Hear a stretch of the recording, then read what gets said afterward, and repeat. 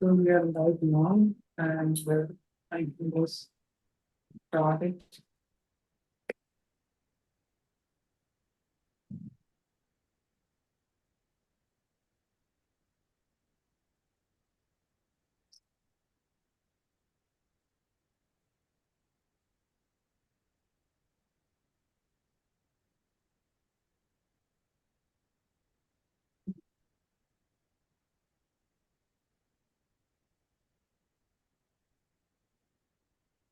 Okay, Dr. Adil. Yes. Okay, now we have the first scenario with us, and Dr. Kawari will be there with you for the first station. Okay. We will have 5 minutes for each case, and you can ask one or two extra question if you feel like uh, asking now. So Okay. and then at the end of each case, I would like both of you, the examiner and the candidate, to have a little bit discussion for like 2 to 3 minutes about the case. If anything is, if you want to advise anything to the candidate, or if candidate wants to ask any other question regarding the case. ठीक है? हमने कोई बहस नहीं करनी, ठीक है? Simple चीजें just to help each other, ठीक है? वो हमने रखना है इसके अंदर, ठीक है? So here is the first case, station ठीक। 1. So over to you guys now.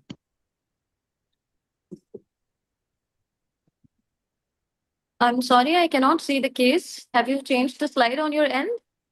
Yeah, I have It changed. says that you have paused screen Okay. sharing. Okay, let me share it again.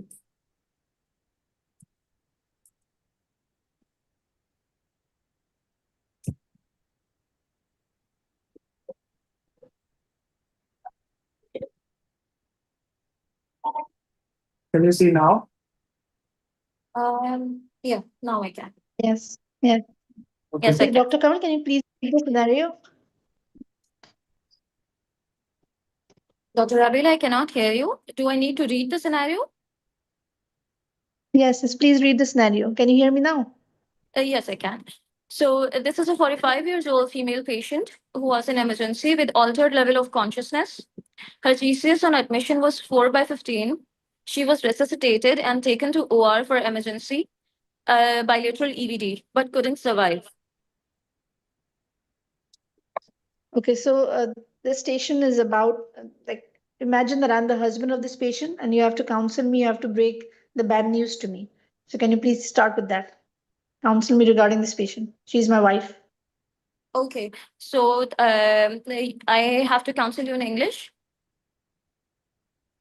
In Urdu is better. Okay. अस्सलाम वालेकुम। मेरा वालेकुम नाम अस्सलाम। Doctor कमल है और जो team आपकी मैसेज को ट्रीट कर रही थी मैं उस टीम का हिस्सा हूँ। जी। आप प्लीज आराम से बैठिए, मुझे आपके साथ एक बुरी खबर शेयर करनी है। जी। आप मुझे बता सकते हैं कि आपको आपकी मिसेस की बीमारी के बारे में कितना इल्म था? मेरी मिसेस तो बिल्कुल ठीक थी, वो तो अचानक से उनकी तबीयत खराब हो गई है। बिल्कुल ठीक चलती फिरती हैं, क्या हो गया उनको? वो ठीक तो है ना? अच्छा, थोड़ा सा आप इत्मीनान रखिए। असल में जिस तरह से आप जिस कंडीशन में उनको लेकर आए थे और जब हमने उनके दिमाग के जो एक्सरे हैं और जो दूसरे ज़रूरी फोटोज़ हैं जैसे सीटी स्कैन और ये चीज़ें जब हमने वो किए हैं तो उसमें हमें एक छोटी सी रसोली मिली है उनके दिमाग में। और रसोली छोटी है लेकिन उसकी उसकी जो जगह है वो जगह ऐसी है जिसकी वजह से दिमाग में पानी का प्रेशर अचानक से बढ़ सकता है। डॉक्टर साहब तो डॉक्टर साहब उसको तो कभी ऐसी कोई शिकायत नहीं थी, ना उसको सर में दर्द था ना कोई और मसला था। ये अचानक से रसोली कैसे आ गई? जी बिल्कुल, मैं आपकी परेशानी समझती हूँ। मसला ये है क्योंकि रसोली का साइज बहुत छोटा होता है तो अमूमन जो मरीज हैं उनको इसका इल्म भी नहीं होता और बाज़ औक़ात मरीज सर के दर्द की शिकायत करता है, लेकिन क्योंकि सर का दर्द एक आम शिकायत है तो इसलिए वो खुद भी उसको इतना सीरियसली नहीं लेता, घर वाले भी नहीं लेते। लेकिन जो रसोली की जगह है वो जगह आप समझें कि बहुत खतरनाक है। वो जगह दिमाग में पानी का बहाव रोक सकती है और उसके बाद अचानक से मरीज जो है उसका होश का लेवल भी पीछे हो सकता है, उसकी जान भी खतरे में आ सकती है। तो जब हमने आपकी मरीजा के दिमाग का सीटी स्कैन किया तो उसमें हमें इसी किस्म की एक रसोली मिली। लेकिन वो रसोली आप तो कह रही ना कि छोटी सी है, तो मेरी जो मिसेज है वो ठीक तो है ना? जी, रसोली तो छोटी सी थी बिल्कुल, लेकिन जिस जगह पे थी उससे पानी का बहाव अचानक रुक सकता है। तो मुझे इंतहाई अफसोस के साथ आपको ये बताना पड़ रहा है कि क्योंकि रसोली ने पानी का बहाव रोक दिया था, तो दिमाग में अचानक प्रेशर बढ़ने की वजह से उनका होश का लेवल बहुत ज़्यादा पीछे चला गया। और हमने उनको उनकी जान बचाने के लिए फौरी तौर पे इमरजेंसी में एक ऑपरेशन करते हैं, जिसमें हम दिमाग में दोनों तरफ नलकी डालते हैं। इस नलकी का काम ये होता है कि वो पानी का जी। प्रेशर खत्म कर दे। लेकिन उसके बावजूद हमें अफसोस ये है कि हम उनकी जान नहीं बचा सके। मेरी मिसेज की डेथ हो गई है? जी, मुझे बहुत अफसोस के साथ आपको बताना पड़ छोटे रहा है। छोटे बच्चे हैं, उनकी उम्र भी इतनी कम थी, दो छोटे छोटे बच्चे हैं, मैं क्या करूंगा? मैं आप समझती हूँ ये चेक करें आपके लिए। डॉक्टर साहब, क्या पता वो ठीक हो, क्या पता वो बच सकती हो। आप जाके चेक तो करें उनको। मैं समझती हूँ आपकी तकलीफ, और ये भी कि ये आपके लिए बिल्कुल गैर मुतवक्को था। और क्योंकि उम्र भी बहुत कम थी और इससे पहले उनको कोई शिकायत भी नहीं रही, तो आपको इस चीज़ का यकीन आने में या इस चीज़ का सदमा इतना शदीद महसूस होना बिल्कुल नॉर्मल सी बात है। मैं समझती हूँ उस चीज़ को, लेकिन हम उनकी जान बचाने के लिए जो इमरजेंसी सर्जरी कर सकते थे हम वो भी कर चुके हैं, और उससे उनको कोई फ़ायदा नहीं हुआ।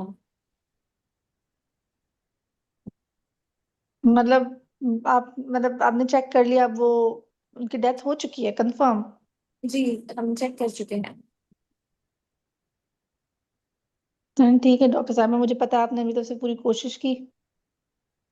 So can you move to the next अच्छा question? Doctor Kanwal, yes, Dr. Kanwal, can you describe to me the criteria for brain death? How do you evaluate a patient for brain death?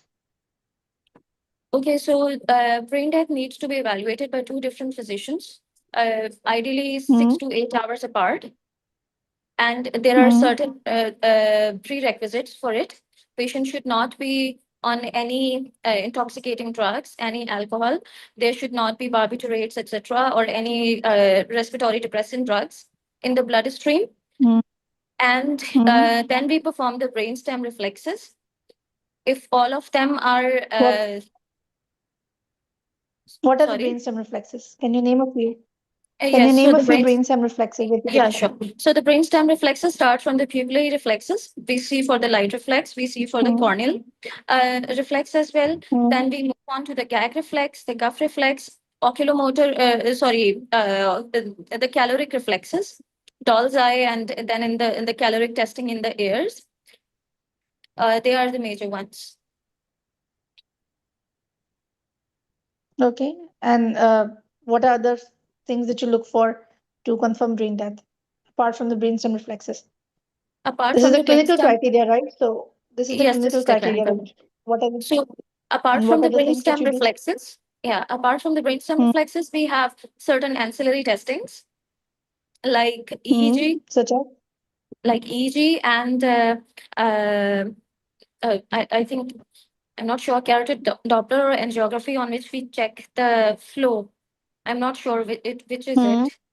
Yes. EEG, I'm sure about. Both. Uh, You can use both. Yes, you can use it. And what um, about what about the patient? If the patient is on ventilator, then you're looking yeah, for these. But what if the patient is not on ventilator? Are there any other tests that you look for?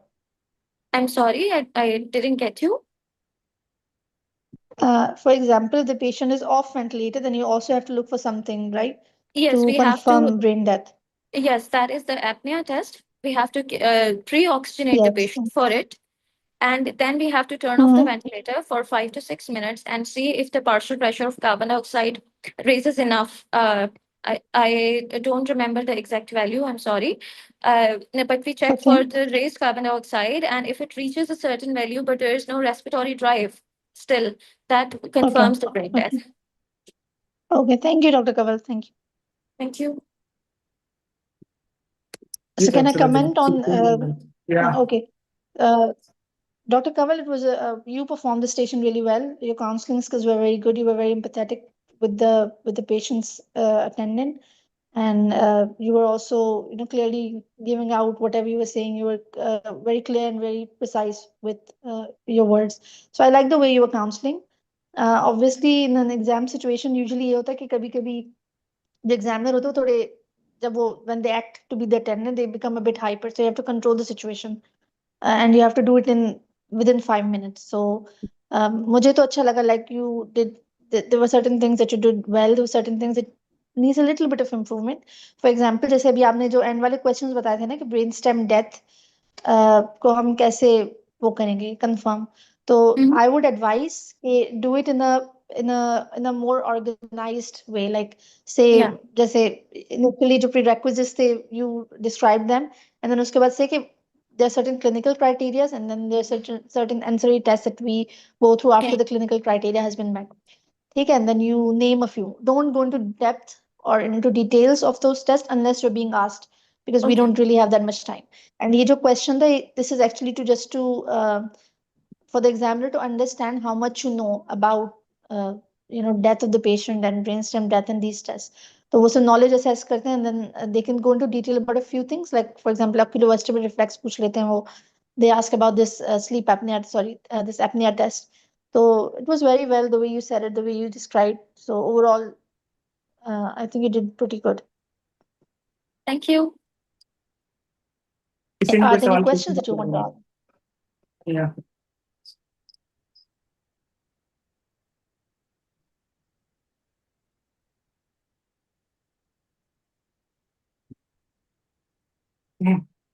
Know questions.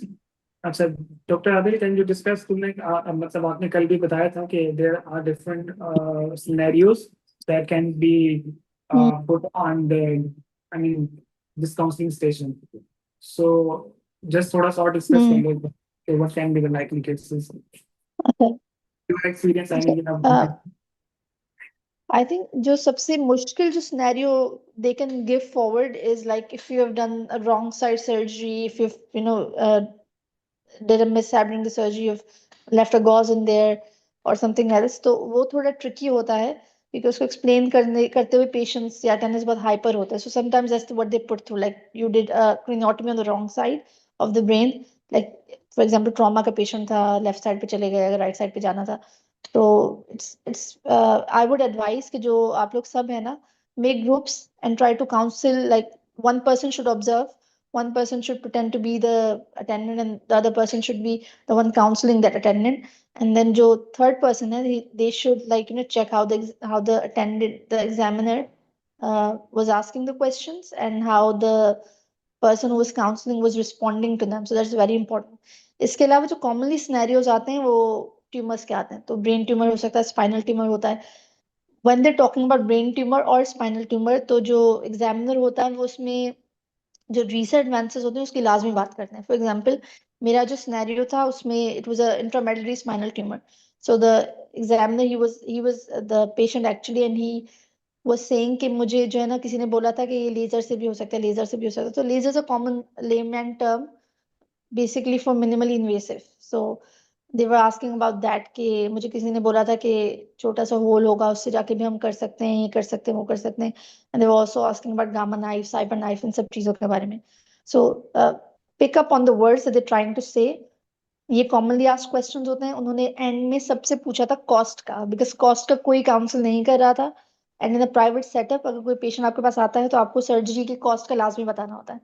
ठीक है, because especially in the brain tumor, you might have the patient might have to stay for ICU in the ICU for like 4 to 5 days. So you have to cover that as well. उसके अलावा जो है tumours और इसके अलावा trauma वाले patients उसमें council करना. एक पेशेंट ट्रॉमा का था, उसको वेंटिलेटर से भी ऑफ किया है, and you are sending the patient home for nursing care.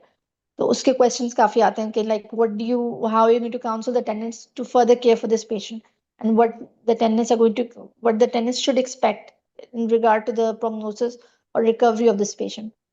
तो मेरे ख्याल से यही कॉमन सिनेरियोज होते हैं, एंड काउंसलिंग हमेशा प्रैक्टिस से आती है. So if you can do on the patient तो वो ज्यादा बेटर है, but if you can then doctor at least Manik, like आपस में. yeah, Dr. Manik, you will be the next. Okay. Yes, sir. And I have a few things to talk about this counseling thing, because there are some components of the counseling, ठीक है, you need to follow those components. कुछ आपने follow किए but you missed a lot of the components, ठीक है. First again is के जो है जब आप काउंसिल करते हैं you need to have a proper environment, ठीक है, have a proper language. Always ask the attendant that if he can understand your language, ठीक है, and also if he wants any other family member to be there, ठीक है, you need to ask about that. Apart from that, you need to have what should I say? I mean, जो भी उसका attendant है, you need to know the relationship. ठीक है, you have to ask it. अगर वो खुद से बताएं तो that's good. Otherwise, you need to have the idea कि वो आप किससे बात कर रहे हैं, ठीक है. And then first question should be that what does that attendant know about his patient's condition? ठीक है, you have to start from that. Because that will be very easy for you because you can say that yes, आप सही कह रहे हैं, जैसे आपको मालूम है कि ये चीजें हो रही हैं, ये सब कुछ पहले से चल रहा है, ठीक है, उसी के फॉलो अप में हम आपसे बात कर रहे हैं कि वो जो कंडीशन थी वो पहले जो आपको बताई थी काफी खराब थी और वो अब मजीद खराब हुई है, तो आपको बहुत आसानी हो जाएगी to declare anything. And specially अगर कोई वर्ड्स हो रही है चीज तो आपको आसानी हो जाएगी उसके अंदर बात करने में. बट अगर आप एक जीरो से स्टार्ट करेंगे कि मैं आपसे बात करने आई हूँ, आपके पेशेंट एडमिट हुआ है और ये हो, तो ठीक है, even if patient is an emergency, अभी सिनेरियो में लिखा हुआ है कि आपके पास अभी लैंड किया थोड़ी देर पहले, बट स्टिल अगर आपने कोई इंटरवेंशन की है तो द आइडिया इज कि आपने कुछ ना कुछ काउंसिल किया होगा तब ने आपने इंटरवेंशन की है. Even for the ETT sometime you discuss with the family, ठीक है, या वेंटिलेटर पे डालने से पहले या ओटी ले जाने से पहले, ठीक है, you must have discussed it with the I mean and taken their consent as well. So the idea is कि always start from the very basic thing, और basic यही चीज है कि आप उसके ऊपर डालें कि you know the patient's condition. जब आप लाए हैं तो उस वक्त की कंडीशन ऐसी ऐसी थी एंड जो है वो होपफुली हम आगे मतलब फिर आप वहां से कंटिन्यू कर सकते हैं, ठीक है. एक तो ये इसके अलावा कुछ और चीजें हैं. एक चीज जो इम्पोर्टेंट है because I face that in my exam, sometimes अब ट्रिकी हो जाती हैं चीजें आपके साथ में. Because जब मैं एग्जाम दे रहा था तो I was on the resting station and the next guy he was doing the counseling and at the end of the counseling examiner was asking him again and again, कुछ चीज रहती है आप करना चाहते हो, कुछ रह गया आपका बताओ, बिकॉज उसके पास टाइम बचा हुआ था 1 मिनट का. And he kept asking him के क्या स्टेप रहता है, कोई चीज रहती है तो अब देख लो डिस्कस कर लो. But he did not had any idea. I mean उसको कोई आइडिया नहीं होता कि वो क्या करवाना चाह रहा है examiner. But I got to listen care वो examiner जो है वो I got the understanding कि वो ये चाह रहा है कि आपने डॉक्यूमेंट किया या नहीं किया इस सेशन को. So always mention, ठीक है, या आप बताएं कि I will document this session. तो वो जरूरी है, चाहे वो काउंसलिंग आप कंसेंट के लिए हो या ना हो, डजंट मैटर, ठीक है. कंसेंट के लिए है तो obviously you will need a written consent, ठीक है. बट अगर नहीं भी है कंसेंट, सिंपल डिस्कशन भी है कुछ चीज या कुछ डिक्लेरेशन भी है, तो then still you have to document that session. तो वो सबसे इंपॉर्टेंट चीज है, उसके अलग से मार्क्स होते हैं उसके अंदर. So from the very start to the very end you have to follow the principle जो उसकी काउंसलिंग के हैं, ठीक है. So any question about this so that we can go to the next station. Yes, sir. I wanted to ask 2 scenarios because they are common examiner questions. There are 2 possible scenarios. For example, if this patient was so young and she died suddenly, so it can lead to either extreme denial by the husband or extreme aggression by the husband, usually what we see in the public setup hospitals. So how to maneuver that in a very small 5-minute counseling session where you have to, for example, the examiner is the attendant himself and he's saying कि नहीं ये कैसे हो गया और ये कैसे हो गया और वो तो what do we do then? I don't think that this is a difficult scenario for you because you guys have done the counseling in your annual exam as well and you have practiced that. ठीक है, यहाँ पे scenario different हो सकता है but situation वही हो सकती है, ठीक है. और आपको वही बात है कि जो आपको polite रहना है, आपको humble रहना है, आपको empathic रहना है उसके साथ में, ठीक है. और हो जाता है, ठीक है. वो 1 या 2 मिनट आपको तंग कर सकता है, ठीक है, वो नॉर्मल है, ठीक है. दे जस्ट वांट टू सी कि आपका कंट्रोल कितना है, आपका कॉन्फिडेंस कितना है, आपका सब्र कितना है, ठीक है, आपकी हम्बलनेस पोलाइटनेस है या नहीं है विद द अटेंडेंट, ठीक है. अगर वो अग्रेसिव हो रहा है तो क्या आप भी उसके साथ में वैसे ही बात कर रहे हैं. तो अगर वो आप 1 आध मिनट जो है वो बर्दाश्त कर जाते हैं, you try calming them down and counseling them जो अपने पॉइंट्स है वो आप कंटिन्यू रखें साथ साथ। ऐसा नहीं है कि आप सिर्फ उसको जो है ना वो क्या कहते हैं उसको रिलैक्स करने के चक्कर में यू मिस योर पॉइंट्स। तो आपने साथ साथ एक बार उसको बोला कि हाँ ठीक है हम आपकी बात समझ रहे हैं, बिल्कुल आप सही कह रहे हैं, ऐसा होता है, ठीक है। फिर आप अगली बात कर जाएं कि हाँ लेकिन ये कंडीशन होगी थी उसके बाद ये हो गया, ठीक है। फिर वो आपसे बात करता है, फिर आप उसकी बात करें, लेकिन continue with your counselling thing, ठीक है। अपने जो भी टिक्स मार्क्स हैं वो आपने पूरे जो चेक बॉक्सेस हैं वो आप कंप्लीट करें अपने साथ साथ, ठीक है। वो एक आध मिनट के बाद रुक जाएगा, दे वेरी वेल नो के यार कहाँ रुकना है, ठीक है। वो सिर्फ आपको ये चेक करने के लिए कर रहे होते हैं। So please do not get away with the aggressiveness of the attendant, ठीक है। और कोई सवाल लास्ट कुछ और करना चाह रही थे आप? तो यही था। Okay, so I guess we should move to the next station now, and I will be conducting the next station. Dr. Manik, can you see the screen now? Yes, sir. Okay. Dr. Rabin is still with us, so she will be helping me, and we will have Dr. Adil, Dr. Tanveer as well in a while. So can you read the station now? 42 years old male brought to. No, you do not need to read it loud. You just, if you are ready to answer, just let me know. Okay.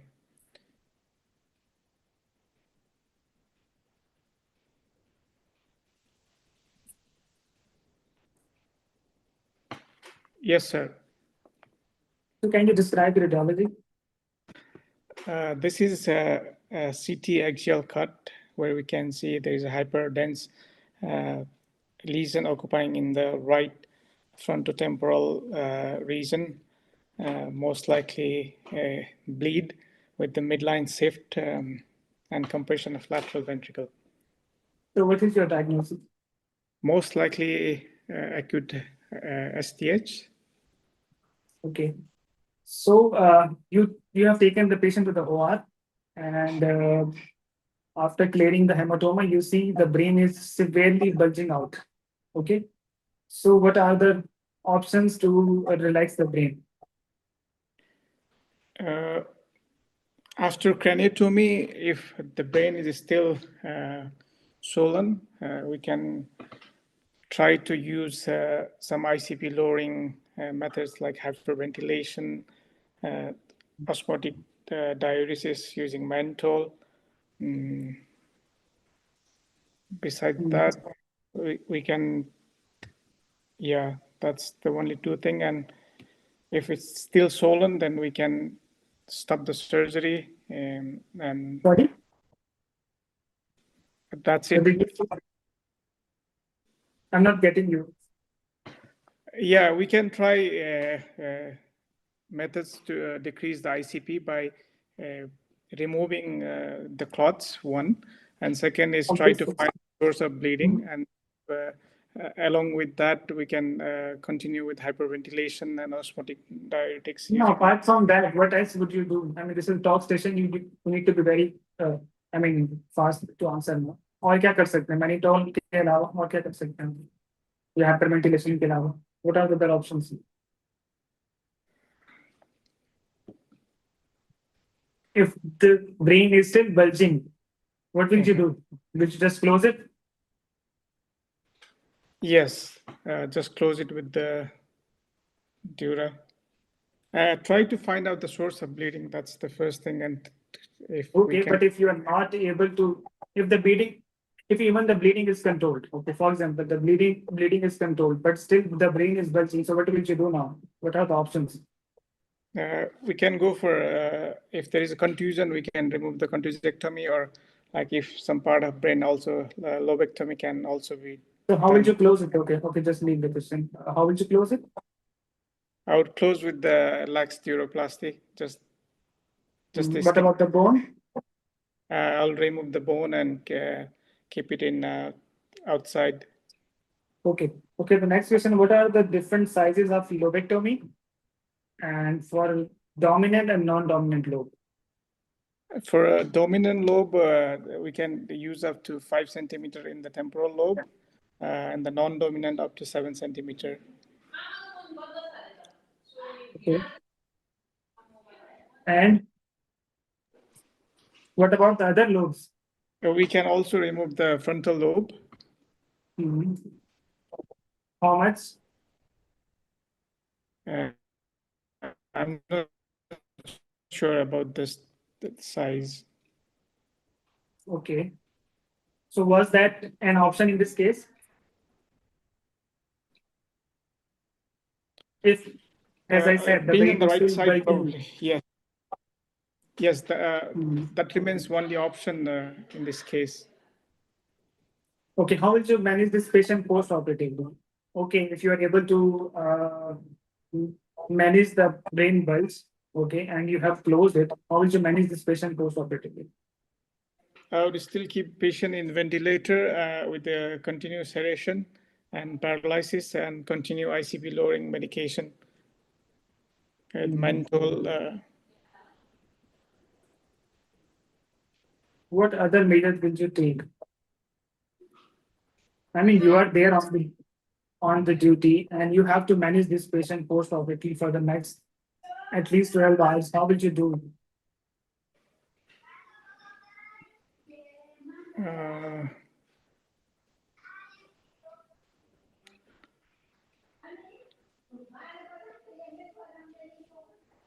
Mhm.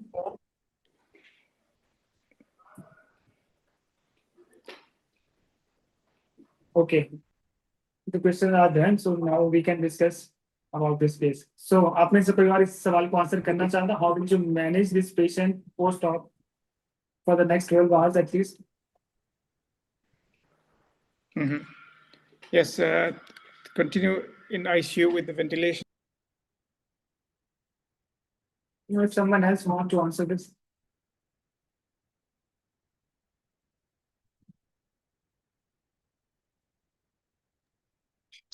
Assalamualaikum, sir. As I want to answer that, I'm Dr. Harun. Sir, we Yes. will first of all, after tracheotomy and after surgery, we will shift the patient to the ICU, and for the Your voice neuromonitoring is care. not clear, Harun. Can you just clear up your voice? I mean, get closer to the mic or. Sir, actually, I'm using hands-free. Maybe the voice was not clear. And now, sir, clear? A little bit better. Okay, go on. Okay, sir, we will admit the patient in ICU, and sir, we will attach for neuromonitoring. So we will my here is ICP monitoring, and then we will hyperventilate. We will attach. No, for how long will you? Okay, just wait. For how long will you continue hyperventilating this patient? Sir, actually, we are keeping in mind for the end-tidal CO2 that we will keep end-tidal CO2 above 25 millimeter mercury, because if below the 25, But then I guess if patient is ventilated and intubated, you will achieve that very quickly. So after that, will you continue hyperventilating that patient? sorry, sir, I can't understand. I said, as you said, you have to see the end-tidal CO2 now. So Yes, whatever sir. your target CO2 is, you will achieve that very easily and very quickly. That is my guess, like 15, 20 minutes, maybe half an hour, but you will achieve that somehow. Yes, sir. Then, Okay. then I will keep patient on normal ventilation. And then, Okay. Now and what next? और क्या and then, करना है? sir, I will give sir mental QID, and sir If patient is still bradycardic, okay, and G-set is still low, so what will be your next step? so then I will repeat the scan and see if there is any further surgery, because after acute surgery, maybe after repeat scan we had finding any other counterpop injury. So I will go for that. And if a patient is having hydro, then I will put an EVD or emergency EVD or BP shunting for treating the hydro. Okay. So Dr. Prakash, you will be the next. Dr. Harun, आपकी आवाज में थोड़ा सा problem है. I mean, we can hear you, but with a little difficulty. So I guess next case करने से पहले you need to clear up your mic thing. And Dr. Prakash, you get ready for the next case. I will let you know when to start. Coming back to this case, you need, I mean, like again वही बात है जो कल किसी ने कहा था on the group as well, that the cases जो हमारे पास हैं TOACS के वो repeat हो रहे हैं. It's not necessary. केस आपको वही मिलेगा, सिनेरियो आपको वही मिलेगा, क्वेश्चन कैन बी डिफरेंट, ठीक है। बहुत छोटी छोटी माइनर चेंजेस के साथ में we would have a difficult question. Okay, very similar, ये केस भी पहले से डिस्कस हुआ है आई गेस, मोस्ट लाइकली जो मुझे याद आ रहा है, ठीक है, टॉक्स के अंदर on my videos are there. But again आपको थोड़ी सी चेंजेस करनी होती है क्वेश्चन के अंदर, and it can be very difficult for you. Like for example lobectomy की बात की थी कि when the brain is bulging, obvious सी बात है कि आपको सबसे पहले हेमाटोमा तो रिमूव करना ही है। आपने hyperventilation and mannitol, sometimes if the ventricles are large you can drain the CSF, ठीक है। But for that you have to control the bleeding. अब ब्लीडिंग अंदर दो ऑप्शन है। ब्लीडिंग में क्या होता है कि आइदर दिस आर्टीरियल और वेनस। आर्टीरियल होता है दे कम फ्रॉम द बेस, और जनरली आप बेस पे कभी कभार तो आप कंट्रोल कर पाते हैं, बट मोस्टली अगर ऐसा पेशेंट हो तो you are unable to control the arterial bleed, जो कि बहुत मुश्किल हो जाता है फिर, ठीक है। उसके लिए आपके पास और ऑप्शन होने चाहिए, लाइगेशन और इस तरह की चीजें, या आपको जो है कैरोटिड कंप्रेशन के साथ में आप बात कर सकते हैं, ठीक है, जो कि बड़ा मुश्किल हो जाता है। But there are sometimes venous bleedings जिसकी वजह से जो है वो आउटफ्लो जो है वो कंप्रोमाइज हो जाता है and brain is bulging severely, ठीक है। तो उन केसेस के अंदर you have the option of doing the lobectomy, सही है। और लोबेक्टोमी के बारे में फिर आपको बात करनी होती है इसके अंदर, ठीक है। And you should know the sizes of the lobectomy, anyone who knows the exact sizes of all the lobes like frontal, temporal, parietal, and maybe occipital for dominant and non-dominant side. Can someone answer this?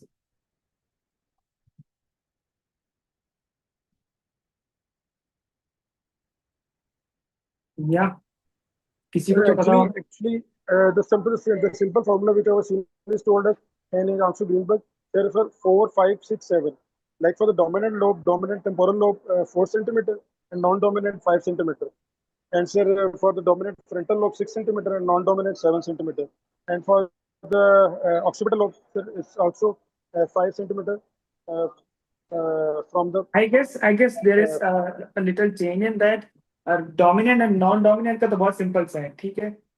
Adding 2 centimeter on the non-dominant side is enough, ठीक है। वो मतलब simple formula तो वो है। बाकी जो sizes हैं, to me I guess it's like temporal में 5, फ्रंटल में 7, प्राइटल में 9, it's like that. Occipital I am not sure about, but हम जो अगर बात करते हैं तो वो ये 5, 7, 9 for the dominant side, and for non dominant side you can keep on adding 2। I am not sure about it, but Okay, sir. What I remember Thank you, is sir. That, ठीक है। I will get back to you. मेरे पास है कहीं पे mention है तो मैं उसको कर दूंगा। 9 centimeter is for frontal lobe. For I guess parietal, I'm not sure, but I guess parietal. और maybe थोड़ा सा माइंड में आता है कि maybe temporal, parietal and then frontal because frontal is a large lobe.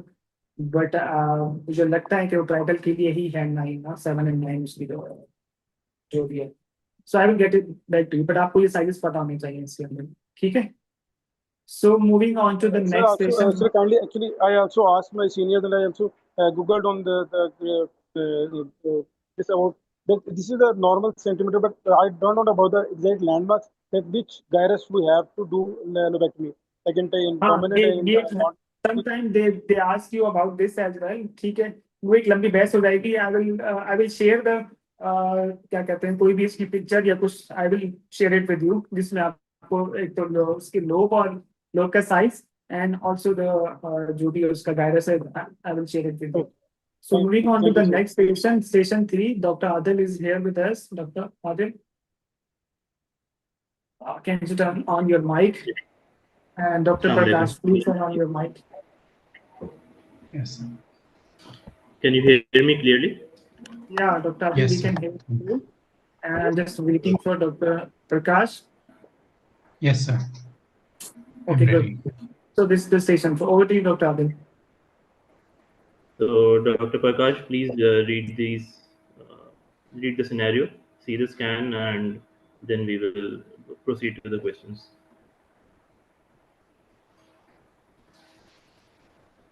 Yes, sir, I'm ready. You are ready? Yes, sir. Okay. So, can you please describe the image?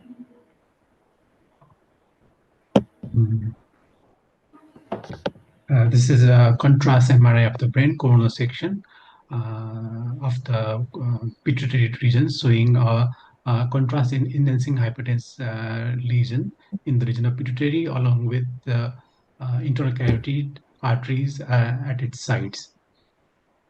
The lesion is causing the cellular floor extension, and Okay. Anything else you would like to add? the lesion is superiorly compressing on the optic chiasm, sir. It's extending superiorly and compressing on the optic chiasm. Oh, so what is the diagnosis? It's likely pituitary adenoma, sir.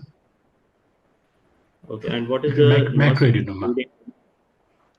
What is the NOS grading of this lesion?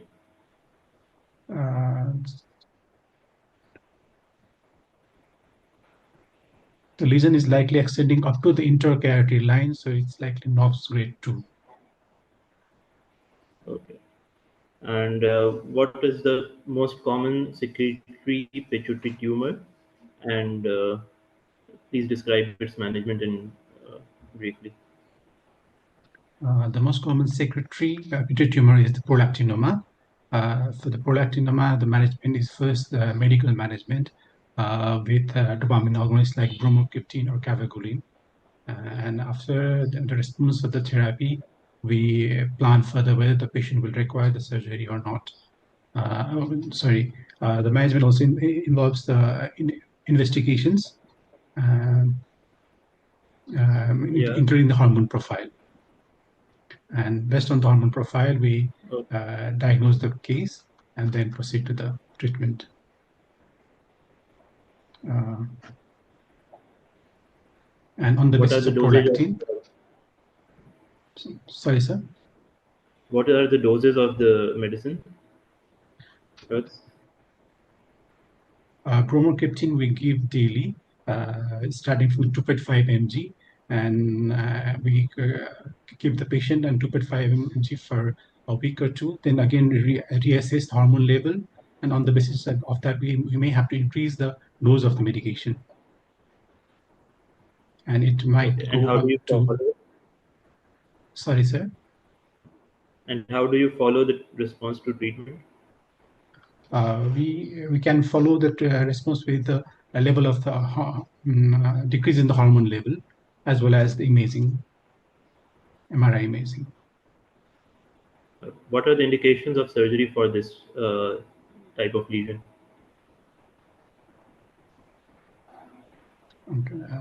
The failure of medical management and the progression of the symptoms of the patient, like if the vision is deteriorating or if there is some acute sudden onset of headache because of the vision loss because of the bleeding into the lesion, that might require a surgery. Okay. So you can ask any other question, Dr. Adil, if you. Okay, and what surgical approach would you take for this lesion? We can go transsphenoidal surgery in either endoscopic or microscopic transsphenoidal surgery can be performed in this case with the goal of maximal safe resection and the decompression. Okay, and can you tell me the side effects of bromocriptine?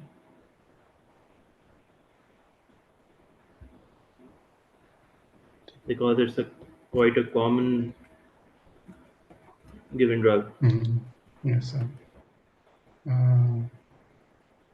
I'm not quite sure. So the mood swings and psychological side effects over there, I'm not quite sure, sir.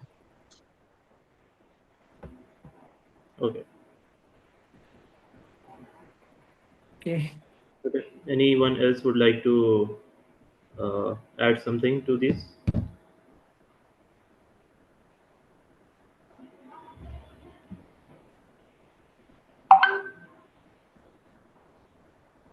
So can you, Dr. Prakash, can you mark or point out the optic chiasm? Yes, sir. Just a check. Yeah, I guess you can use the marker. Okay.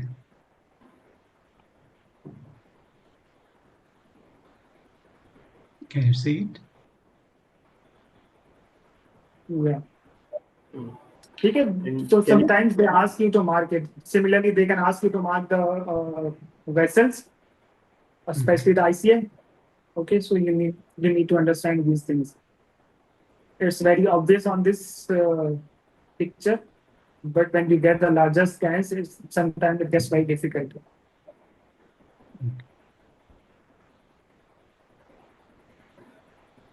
Okay, so talking about the pituitary adenomas. So there can be a lot of question about the pituitary adenoma, especially the surgical treatment. Like for example, if this is the large tumor that is going up to the, above the sella as well, supracellular as well. So what is the extent of resection if you are going endoscopically? Do you think you will be able to remove all of it? No. No, sir. The goal of our surgery would be safe maximal resection and the decompression of the optic chiasm. And we might not be able to remove all of it, as this is a very slow growing So tumor. how will you follow up this patient then? We would follow up with MRI in 3 months, and if there is no increase in size in 3 months, then we can gradually increase the duration of our follow-up, like next in 6 months, then after in 1 year, and also whether if it's a secondary tumor, we can follow up with So if there hormone is profile as residual well. tumor, now the optic or the visual thing is static. Okay, patient's headache has improved, but vision is static, not improving very much. Okay, and there is significant amount of residual tumor. What will be your approach now? We will keep observing the patient until there is further deterioration in the vision or the increase in size of the tumor. Then only we will intervene. The modes of intervention may Okay, be. what if the patient has a deterioration? Then what will you do? We can proceed with a second surgery. What kind of surgery will be that? Either endoscopic or microscopic, or if it How will was you difficult choose the the first time. endoscopic? How will you choose the endoscopic or open surgery?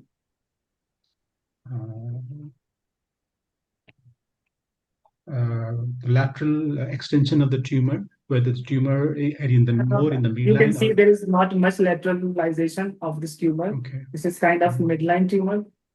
Okay. So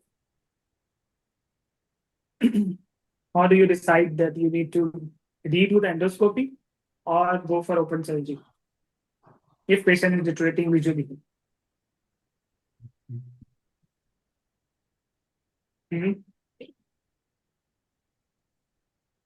So we are open for the discussion. Anyone else who wants to answer this question or ask any other question regarding this case?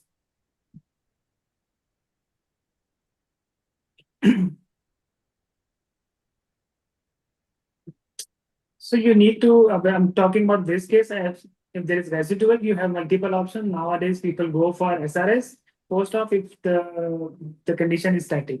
Other options are if patient is still deteriorating and significant amount of lesion is there, then either you can do the endoscopy or the open surgical approach. For the endoscopy, ideal thing is that the supracellular part should come down on the MRI. Okay, on the follow-up MRI, if the lesion, the remaining lesion is dropping down into the cella, only then you can go and approach that lesion. Okay, so the repeat endoscopy would be ideal in those cases. So generally follow-up करवाने का मकसद ये होता है to see the residual and its status, that is it's coming down or not, especially in the large supracellular adenomas. Okay. But if it's not coming down and patient is still deteriorating, then you have the option of going open surgical with the open surgical approach. Okay. So similarly, someone can ask you another question that what are the pros and cons of open and endoscopic surgery? I mean, comparing the both with each other. Why is everyone talking about the endoscopic approach only? Is completely extradural surgery with small incision, better cosmetic result, and the chances of injury to the brain parenchyma is very, very less in this surgery. The recovery period is very short. Is it an extradural surgery? A pure extradural surgery? No, sir. No? Sorry, no. Yeah. So और क्या हम इसके reasons हैं? I mean, others can also answer when we are done with the case. So आप लोग और भी बाकी लोग भी participate कर सकते हैं. ठीक है? Actually, the people are afraid of cannot whenever any patient got head injury from like any patient gone brain tumor, then we said that we will do cannot be. People are Dr. afraid. Sorry, we are still unable to hear you properly, and it gets difficult to understand.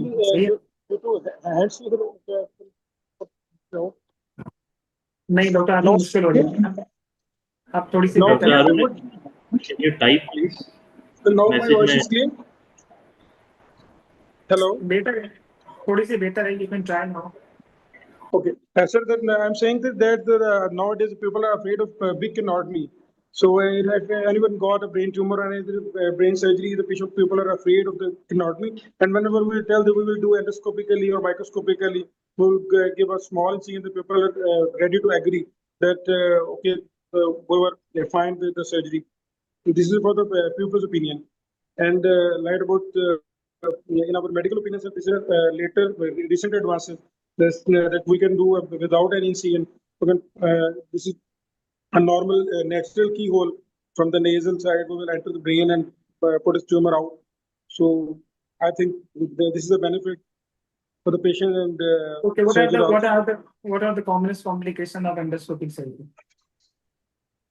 So commonest components of the CSF leak. First of all, the CSF leak, and in the pituitary, especially the DI, diabetes insipidus, because we have less exposure, and it can also cause in the canotomy also. But and so coming to the CSF leak, okay, if you are going to do the endoscopic surgery, how will you prevent the CSF leak, and if it's there post-operatively, how will you treat CSF leak?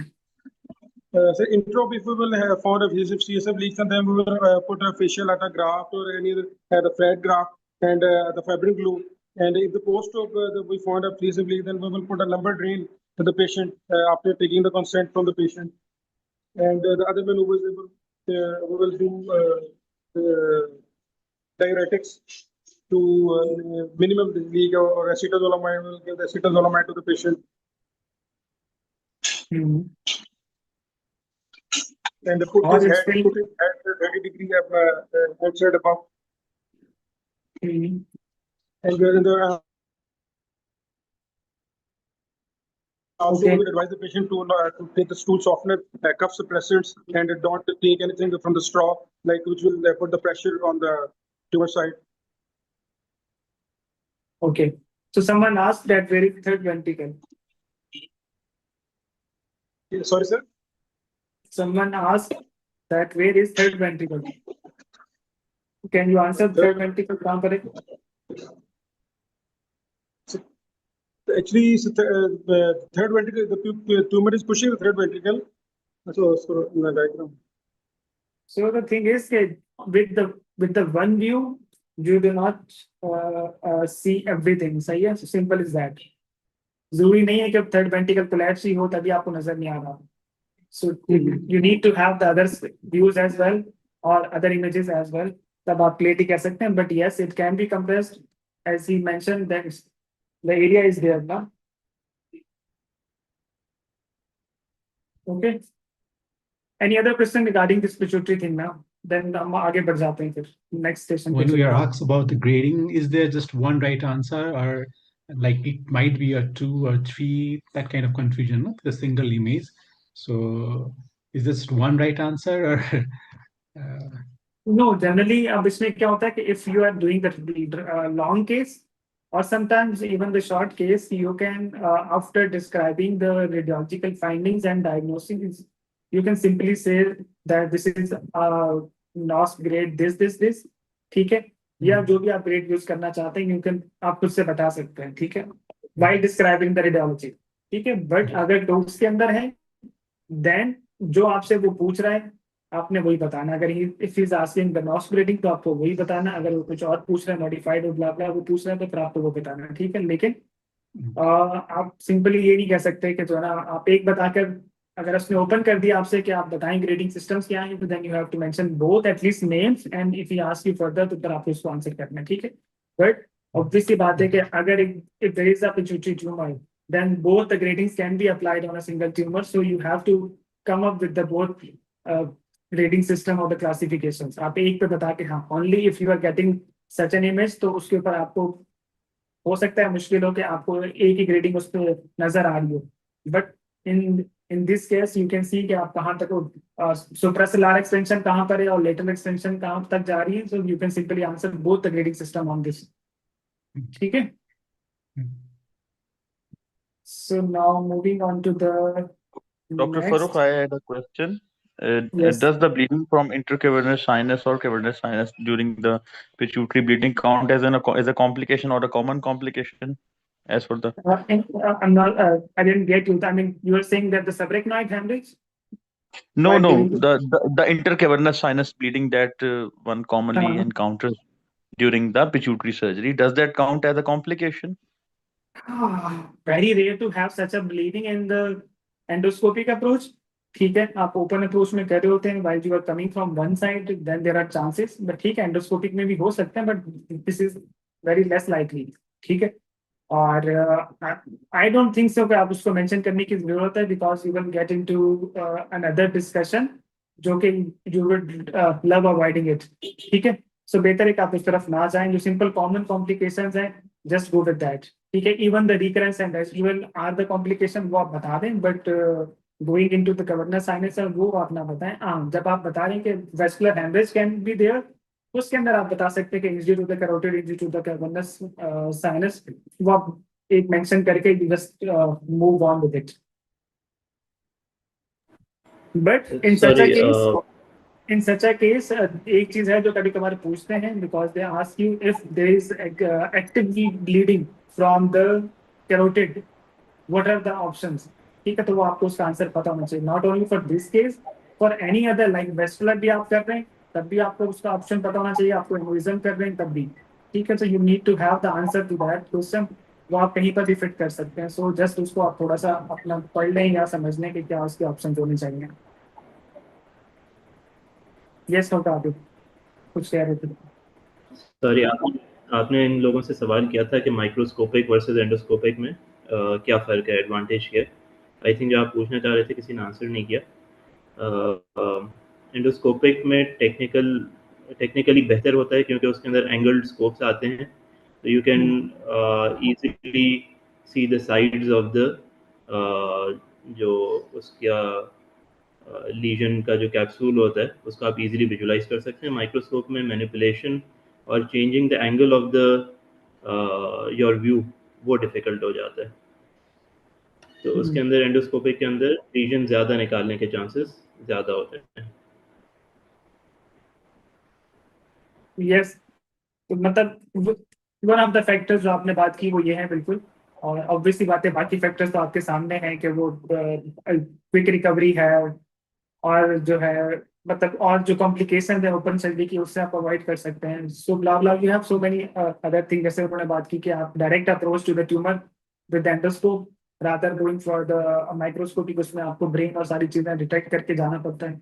सो वो obviously बात है कि complications कम है. तो discussion can be long के यार अब क्या क्या उसमें फैक्टर्स हैं, but yes this is important to mention, ठीक है? Moving on to the next session, who is gonna do this?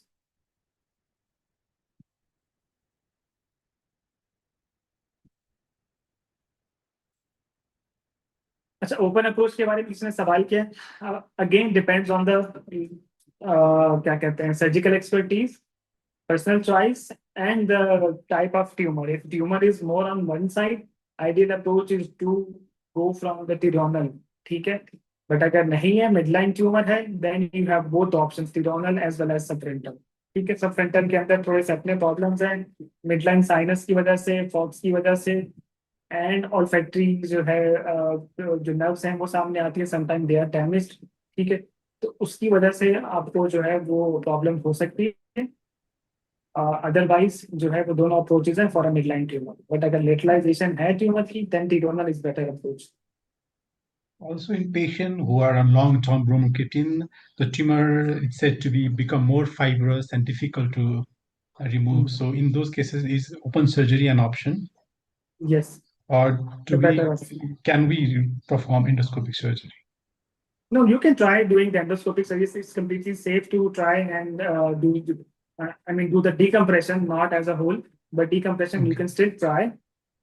But yes, it is documented कि वो थोड़ा fibrous हो जाता है, gets difficult with the endoscope.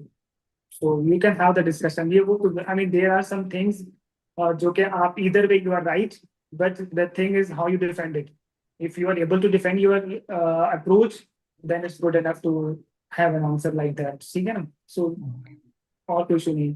So next we are taking Dr. Ajit. I guess he will be available. Yes, Dr. Ajit. Yes, sir. Okay. So Yes, moving sir. on to the next station. So this is your station.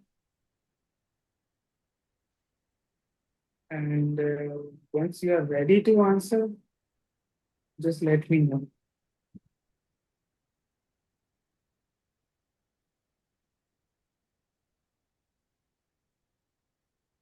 Can you see different lines? Yes, sir. I'm Can you ready. describe the lines on the very left side of your screen?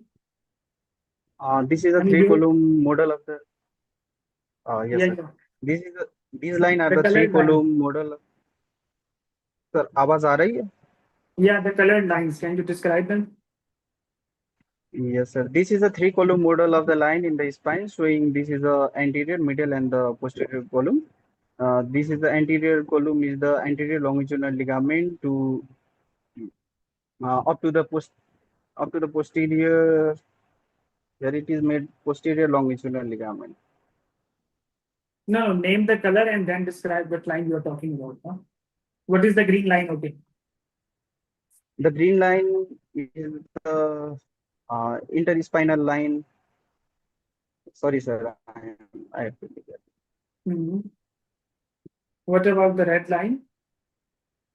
The red line is the anterior.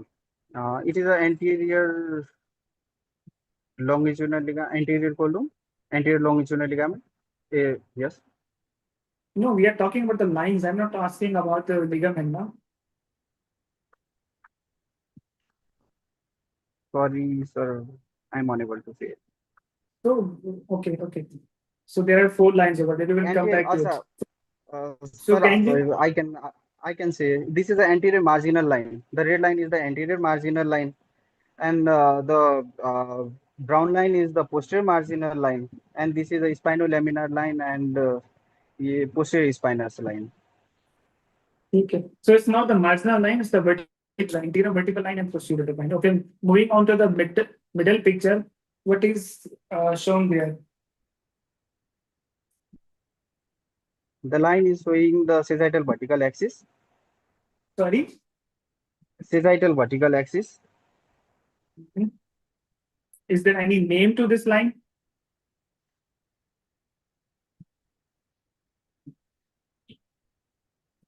No, sir. I don't know. Okay. Get to the third picture. Okay. Can you describe the image? This is the X-ray of spine, showing the thoracic and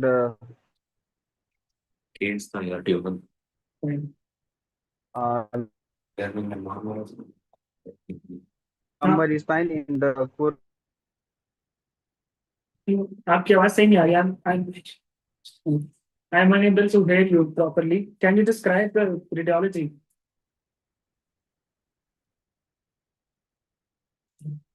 Dr. Ajit, are we connected?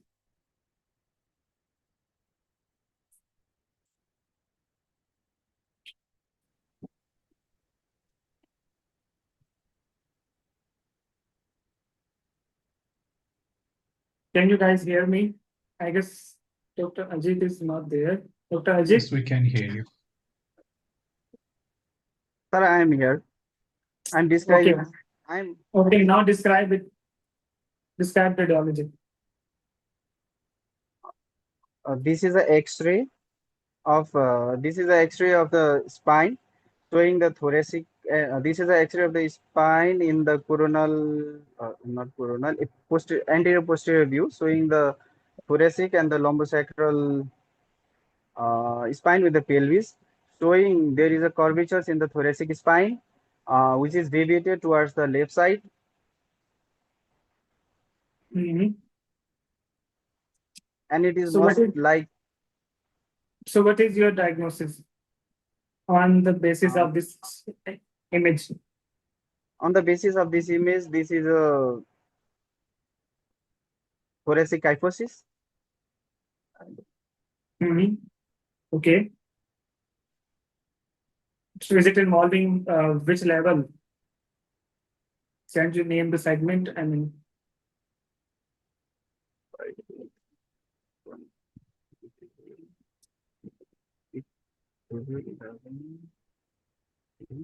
okay.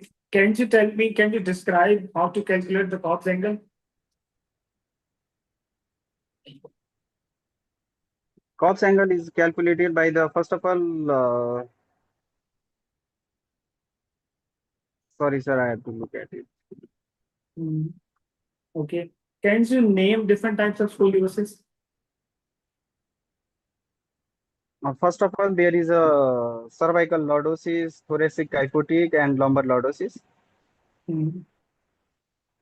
No. I'm talking about the scoliosis. Can you describe different types of scoliosis? The different types of the scoliosis are adult and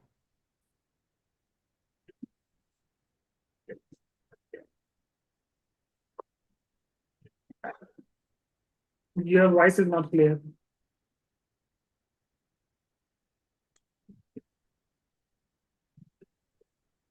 sorry, sir, I don't know.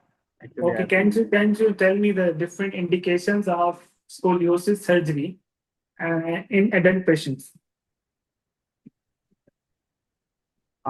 In adult patient, if the corpse angle is if it is more than 10 degree, we have to do the surgery. Sorry, more than 10. more than 10 degree. Okay. और इसके अलावा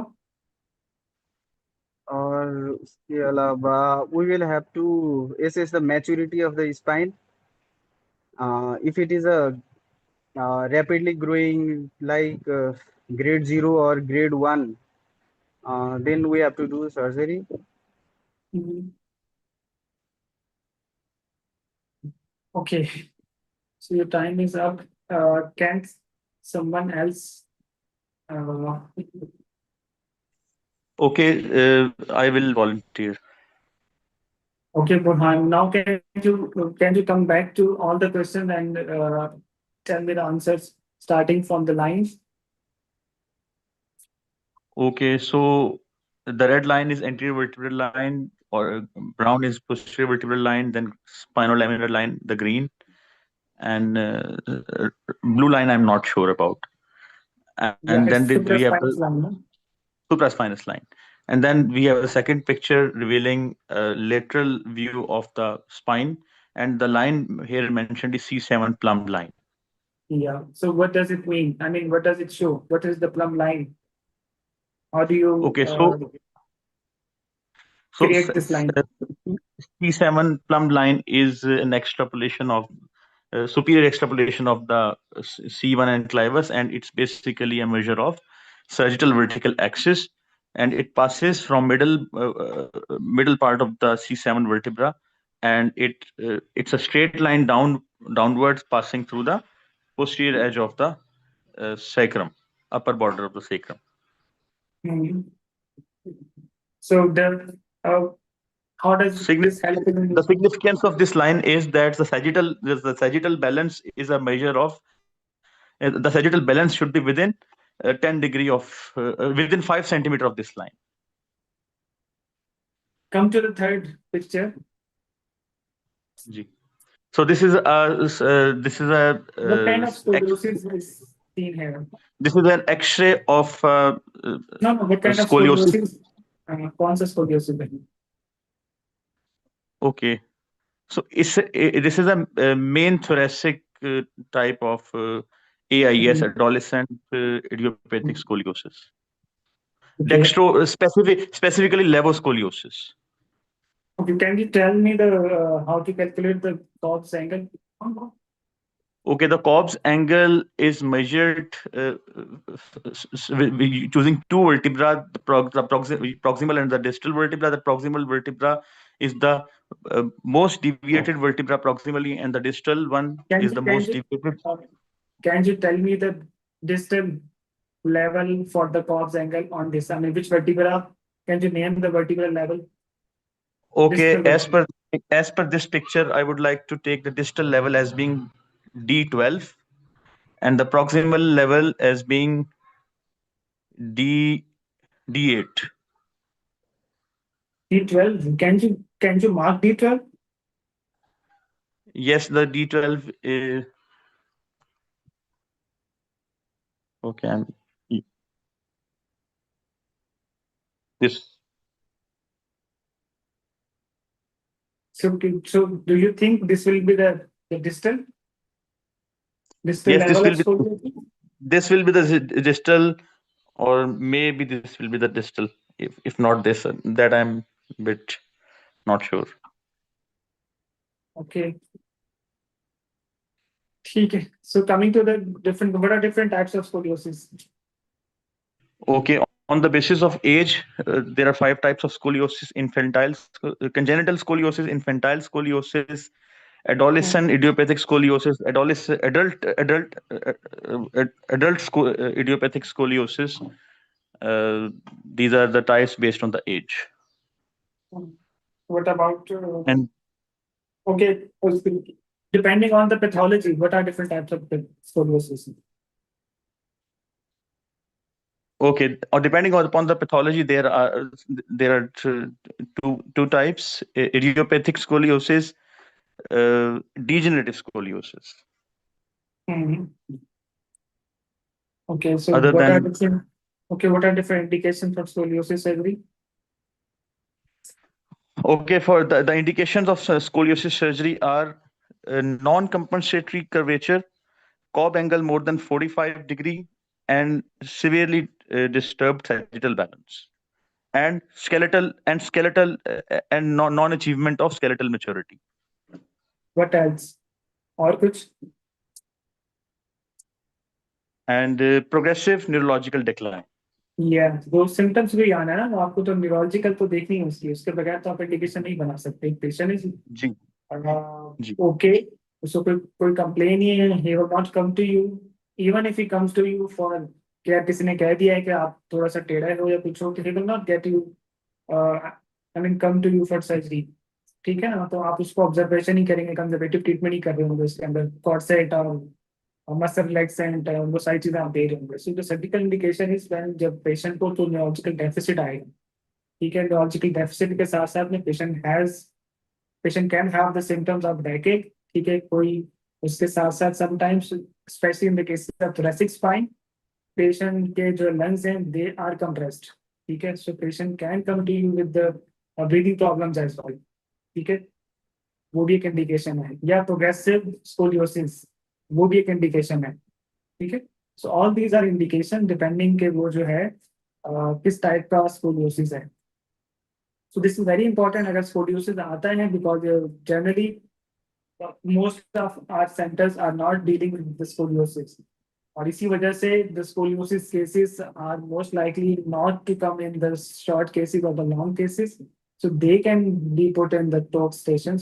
सो आपको ये पता होना चाहिए इसके बारे में, जो बेसिक थोड़ी सी चीजें, not deep into the scoliosis surgery or blah blah, but at least the basic idea can you diagnose the scoliosis, can you describe the types, ठीक है, can you calculate different angles for the surgical indication at least, ठीक है. सो ये जो है ये medical management है वो आपको एटलीस्ट आनी चाहिए इसके अंदर, ठीक है. Any question about this scoliosis?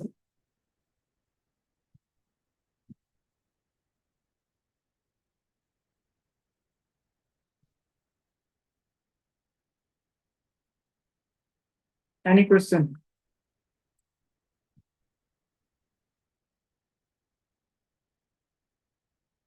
नहीं? Okay, for example, if I ask, चलो मैं कुछ पूछ लेता हूँ स्कोलियोसिस के बारे में.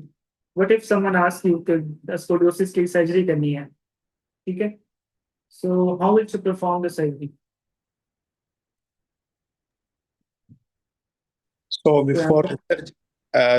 before the surgery, we will complete the investigations, the scoliotic view, the AP, the lateral, including from the spine, the sagittal parameters we need to, like the pelvic incidence. What kind of investigation you would like to do? Okay, so we will do the standing complete scoliotic X-ray of the spine, of the whole spine, the AP lateral and the flexion extension and the neutral position. And we need to measure the complete parameter like the pelvic incidence, the pelvic tilt, and how much we need to correct. We need to do the proper workup before the surgery. And we need to involve the prop neuro monitoring technicians and the specialty, and then we can do osteotomies and we can do Okay, so you did not answer my question. आपने सिर्फ X-ray पे बता दिया. There are other investigations to do. The proper detailed MRI, detailed CT scan. ठीक है, these are all indicated. ठीक है. And how will you perform the safe surgery? What are the risks of scoliosis surgery? So the risk of scoliosis surgery, there are high chances to the injury to the cord and to the nerve roots. And how will you prevent that? Yeah, so to prevent that, we need to do intra-op neuro monitoring. Yeah. So it is one of the strong indications because scoliosis surgery is generally not done without the neuro. Beside that, we can use the spine neuro navigator and we can use the O-arm as a safety measures. तो इसके अंदर फिर जो है आपको और कुछ question होते हैं इसके अंदर वो आपको पता होने चाहिए, ठीक है. कॉर्पेक्टोमीज के बारे में आपको पता होने चाहिए और इसी तरीके से और कुछ टर्म्स हैं तो वो आपको पता होने चाहिए अगर आप सर्जरी की बात करते हैं तो, ठीक है. तो कुछ बेसिक आपको स्पाइनल रोटेशन के बारे में पता होना चाहिए. जिस तरह से उन्होंने बोला कि पेल्विक टिल्ट जो है दैट इज अनदर इंडिकेशन के वो आपको पता होना चाहिए, मतलब फॉर कंसिडरेशन वो क्या आपने करनी है. इसी तरीके से बाजू का शोल्डर टिल्ट होता है, ठीक है, या क्या कहते हैं pelvic incidence, sacral slope, and yes, sagittal axis, sagittal vertical axis, and all the parameters need to be measured properly before that. ठीक है. Okay, now we are moving on to the next station. हम थोड़ा slow इसलिए कर रहे हैं सब ताकि हम साथ साथ डिस्कस करते जाएं. I will share rest of the station with you. आप खुद भी पढ़ सकते हैं बाद में, बट जितने स्टेशन है at least we should properly discuss करना, ठीक है. So moving on to the next station, Dr. Adil, are you there? Take the next station. Dr. Abdul Rahim, you will be the next candidate. Okay. As you know, ठीक है, Dr. Adil.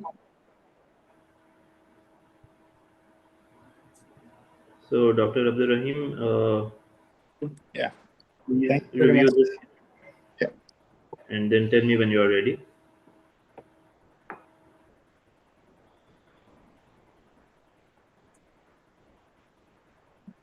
Yeah, I'm ready, sir. Okay, please describe the radiology for me.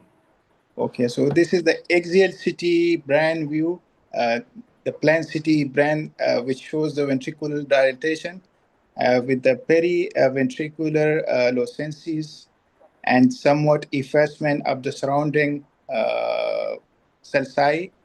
Yeah. So it seems like hydrocephalus. Okay.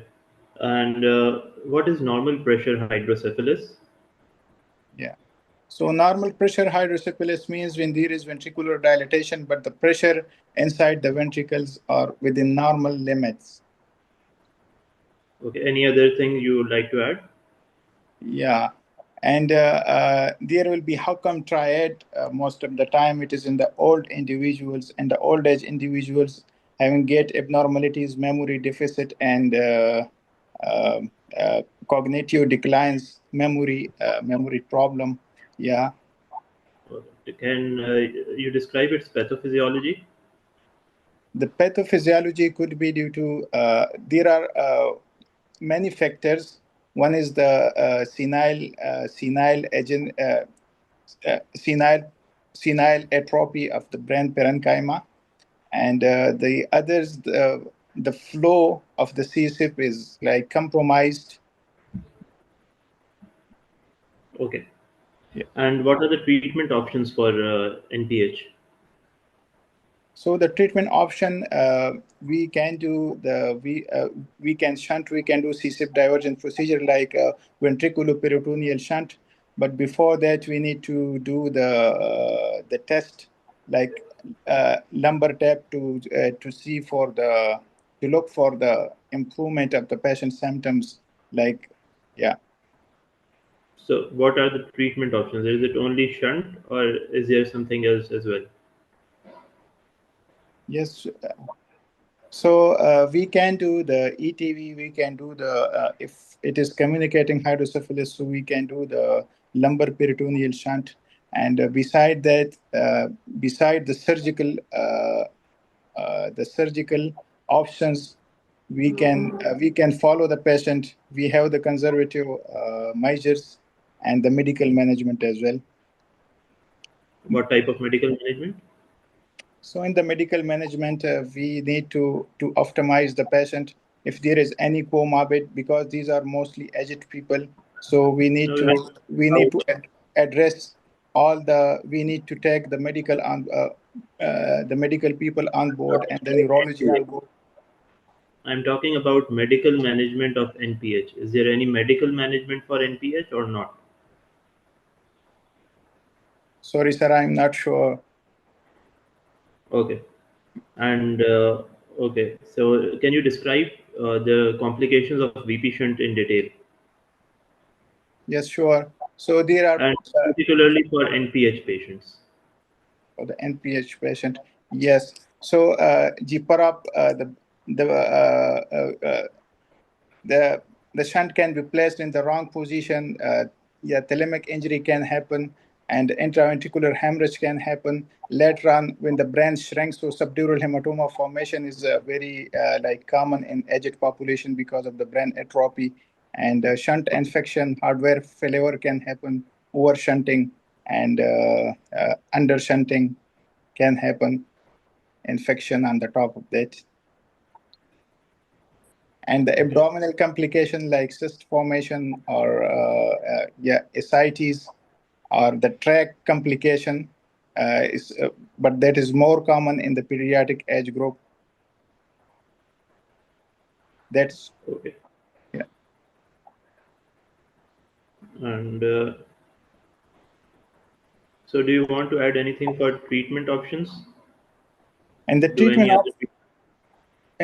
option, we can do the ventriculoperitoneal shunt if the abdomen is like favorable for the peritoneal shunt. If not, we can do ventriculopleural shunt, and we can do lumbar shunt even.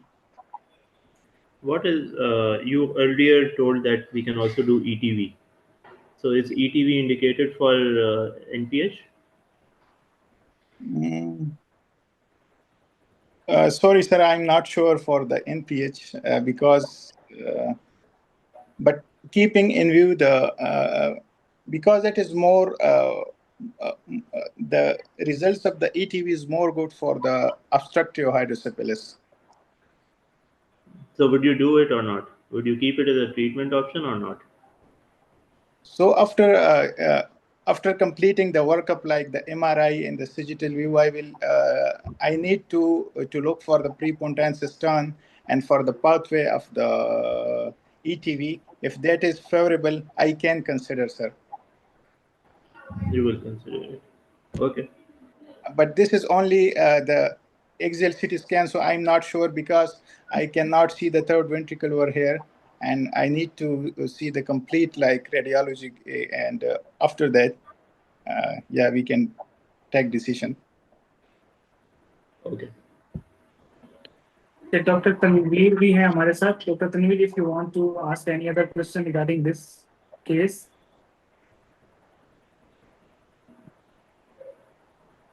I'm not sure, Dr. Abel. Even Dr. Abel, if you want to ask any question or add any comment, you can do this.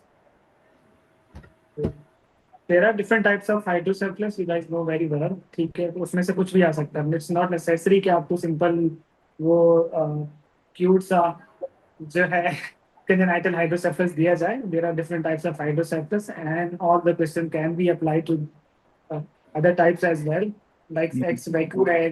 ठीक है, जो rare थोड़े से types हैं, they can talk about those as well, because उनकी management generally you do not remember properly ना, तो वो आपसे पूछा जा सकता है इसके अलावा भी. और जो complications है, how do you describe the complication? Dr. Adil, would you like to suggest them the idea how to describe different complications of the VP shunt? Yeah, so I will classify the complication like No, the you have already given the answer now, so now let Dr. Adil suggest you different, I mean maybe a different idea how to describe the complications, especially for VP shunt. देखिए इसमें आप intra operative complications और post operative complications पे जा सकते हैं. Intra operative के अंदर शंट की ट्रेजेक्ट्री से रिलेटेड शंट हेमाटोमास वगैरह जो होते हैं वो उसके अंदर शामिल कर सकते हैं. फिर पोस्ट ऑपरेटिव में जैसे आपने बताया कि ओवर शंटिंग की वजह से सबड्यूरल हो गया, एपिड्यूरल हो गया, लेट आईसी ब्लीड भी हो जाते हैं, शंट ब्लॉकेज हो सकती है, शंट infections हो सकते हैं. Then also you can tell abdominal जो आपने बताया. अच्छा, intraoperative में again there are some other complications जो rare होती हैं लेकिन important हो सकती हैं. आप प्लूरा में जा सकते हैं, आप abdomen में gut perforation कर सकते हैं, वो भी intraoperative में आ सकती हैं. तो इस तरीके से आप इंट्रा ऑपरेटिव और पोस्ट ऑपरेटिव, क्रेनियल और एब्डोमिनल, बीच में थोरैक्स आ सकता है इंट्रा ऑपरेटिव में, वो सब आप बता सकते हैं. और दूसरा मुझे इसमें आपने रेडियोलॉजी में बताया कि पेरी वेंट्रिकुलर वो सीपेज नज़र आ रही है. मतलब मुझे इसमें ऐसा कुछ अप्रिशिएट नहीं हो रही थी कि ऐसे कोई क्लासेस में नहीं थी. हाँ, इसके अंदर नहीं है ऐसा कुछ. ठीक है. अच्छा, I would like to answer the complication thing as well, because मैं हो गया, Rabil and Tanveer, I mean I most likely we will be on the same page about this complication thing, because Dr. Lal used to tell us कि complication of the shunt जो है ना वो आपने किस तरीके से बतानी है. So you can simply say intraoperative, postoperative, and you know very well कि intraoperative complication बहुत कम होती हैं. ठीक है. और ज्यादातर कभी कभार you can have a bleed, वो हो सकता है इसके अंदर, या कोई गट परफोरेशन. ठीक है. इसके अलावा generally there are no other complications. ठीक है, इंट्राऑपरेटिवली. बाकी ऑब्वियसली बच्चा है तो यू नो वेरी वेल कि यार hypothermia, hypovolaemia, hypoglycaemia, these things can happen, but generally the shunt complication are divided into the cranial, abdominal and the tract complications. ठीक है. Dr. Lal used to tell us कि आपने इस तरीके से बताना है, and then you can go on, I mean name anything from the about the cranial or abdominal or the tract की complication है. In that way you will not miss anything. Cranial के अंदर obviously वो सारे drainage problems के जो हैं, obstruction के हवाले से जो हैं, misplacement के हवाले से जो हैं, bleed के हवाले से जो हैं, जो हो सकते हैं उसके अंदर. ठीक है, वो सारी complications हैं. Infections के हवाले से complication है, you can name them. Coming back to the abdominal part, abdominal के अंदर again जैसे डॉक्टर आदिल ने बोला कि it can migrate into gut. ठीक है, it can come up from the mouth, it can come up into the anal canal. ठीक है, थ्रू द एनल कैनाल। इसी तरीके से माइल एब्जॉर्प्शन के जो प्रॉब्लम्स हैं इंटरपेरिटोनियम, दे आर देयर, ठीक है। सूडोसिस के साथ में हो सकता है इन्फेक्शंस अगेन, जो है वो शंट एक्सपोजर की प्रॉब्लम्स हैं, वो हो सकते हैं। Similarly for the track as well, track के अंदर अगेन वही हो सकता है कि हेमाटोमा फॉर्मेशन हो सकती है, ब्रेक हो सकता है, शंट जो है उसमें इन्फेक्शन हो सकते हैं उसके अंदर, ठीक है। तो ये सारी कॉम्प्लिकेशन है जो कि हो सकती है उसके अंदर। So you have to describe it in a way कि जहां पर आप कोई चीज मिस ना कर सके, and I mean the examiner need to stop you, ठीक है। तो ये चीज होना जरूरी है उसके अंदर कि जब कॉम्प्लिकेशंस की बात है, खासतौर पे ऐसी चीज जहां पर you have a lot of complication, so idea is के keep going on with the complication thing, ठीक है। और कुछ हाइड्रोसेफलस के हवाले से, हाइड्रोसेफलस बहुत बड़ा टॉपिक है, ठीक है। यू कैन सी के there is a big chapters in the green book as well hydrocephalus के बारे में। यू कैन नेम एनीथिंग और उसके ऊपर बहुत सारे सवाल हो सकते हैं, स्पेशली द शंट की अगर हम बात करें, there are so many question about the shunt, types of shunt, ठीक है। शंट की जो टाइप्स हैं, there can be divided according to the pressure, they can be divided according to the chamber style, ठीक है। तो वो आपको पता होना चाहिए इसके अंदर कि कौन कौन सी उसकी टाइप्स हैं, उनका मकसद क्या है, ठीक है। और किस केस के अंदर कौन सा प्रेशर एंड कौन सी टाइप रिजाइड है, वो आपको मालूम होना चाहिए। सिमिलरली शंट की जो लाइफ है उसके ऊपर बात होती है, लॉन्ग टर्म कॉम्प्लिकेशन के ऊपर बात होती है। They can talk about this. Similarly other option shunt के अलावा जो भी मौजूद हैं, you can go into that. कि ईटीवी की अगर बात करते हैं तो ईटीवी की whole list of I mean question are there, and एक बहुत लंबी सी डिस्कशन है ईटीवी के बारे में, even the ETV success score के बारे में बात करते हैं, ठीक है। So these are important things जो कि आपको हाइड्रोसेफलस के बारे में पता होना चाहिए। सिमिलरली हाइड्रोसेफलस की पैथोफिजियोलॉजी जो है वो पता होना चाहिए, नॉट ओनली द एंक्रियस बट द सिंपल हाइड्रोसेफलस जो है उनके बारे में भी, उनकी जो पैथोफिजियोलॉजी है, एक्स वैक्यू है, एक्सटर्नल हाइड्रोसेफलस हो गया, arrested hydrocephalus can be given in यहाँ पर, ठीक है। कि जहाँ पर पेशेंट एसिम्प्टोमेटिक है, वेंट्रिकल डायलेटेड है, what will you do. So these things can come up in discussion, तो वो इम्पोर्टेंट है, ठीक है। So I guess we should move on to the next session now. किसी ने कोई सवाल करना है तो you can just leave your message in chat or you can ask right now. Otherwise, we move to the next session. Dr. Tanveer will be with us for the next session, and the candidate is, I guess, Dr. Harun, because coffee gives the clarity. So, Dr. Harun, can you turn on your mic, and Dr. Tanveer as well.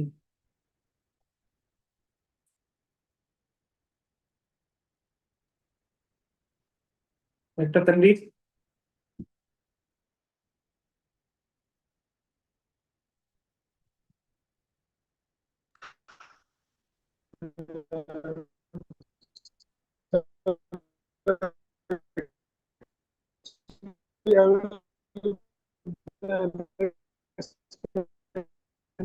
आवाज आ रही है? Doctor Tanveer, आपकी आवाज आ रही है? Can doctor Haroon, can you unmute yourself?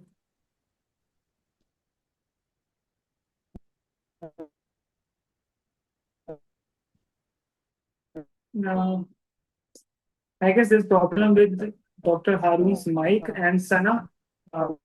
Can you do the next case? We can take Dr. Harun later on.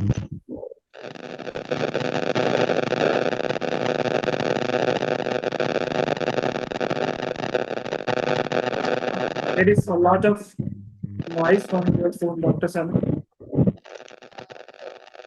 Maybe because of your hands-free. Can you do it without the hands-free? Yes, sir. Walaikum Assalam. You will have to speak loud. Yes, sir. Okay, Dr. Tanveer. Okay. Over to you. Dr. Sana, can you hear me? Yes, sir. Yes, sir. I can. Okay, so can you see the picture? Yes, sir. So please read it and describe the radiology.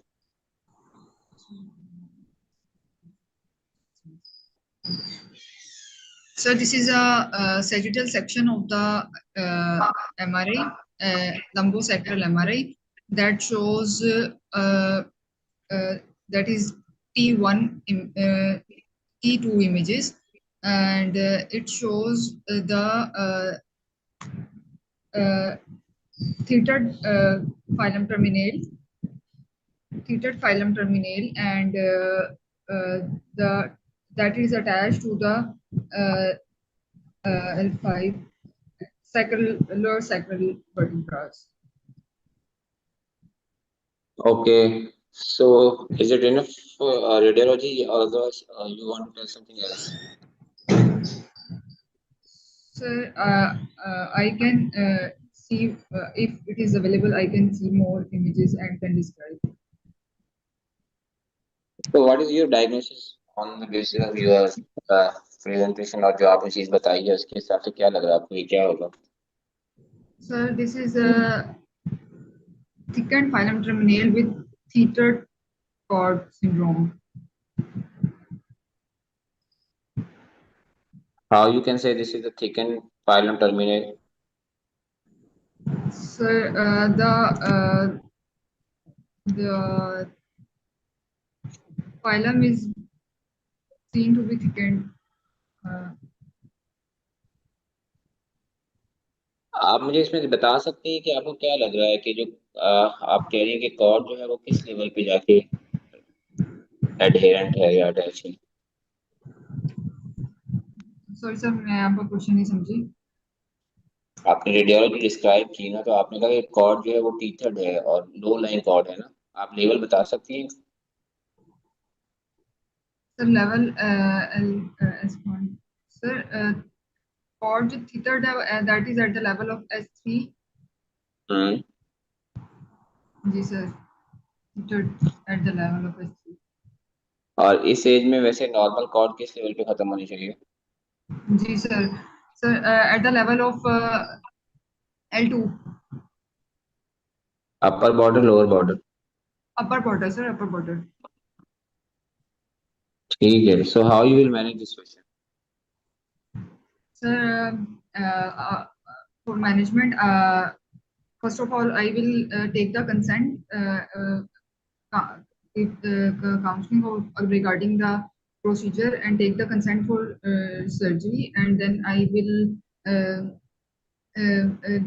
do consent for the surgery, and I will do the monitoring, give general anesthesia. एक minute doctor सना listen बेटा, आपने सिर्फ एक इनकी radiology देखी है और उसके बाद जो है आपने उसमें भी सिर्फ एक कट देखा, लेकिन आपने कहा मुझे और कट्स भी चाहिए, लेकिन जब आप मैनेजमेंट पे आएंगी तो आप डायरेक्ट सर्जरी पे जाएंगी इस पेशेंट की? Sir, orthopedic and urological evaluation of the patient. And क्या मिलेगा आपको? ऑर्थोपेडिक एवोल्यूशन क्यों करना चाह रही हैं आप? सर ऑर्थोपेडिक में मैं स्पाइन बाइपिटा देखना चाहूंगी सर, और हिप जॉइंट की पैथोलॉजीज, और सर यूरोलॉजी में मैं सर यूरिनरी इनकॉन्टिनेंस से रिलेटेड सर वो चीजें देखना चाहूंगी।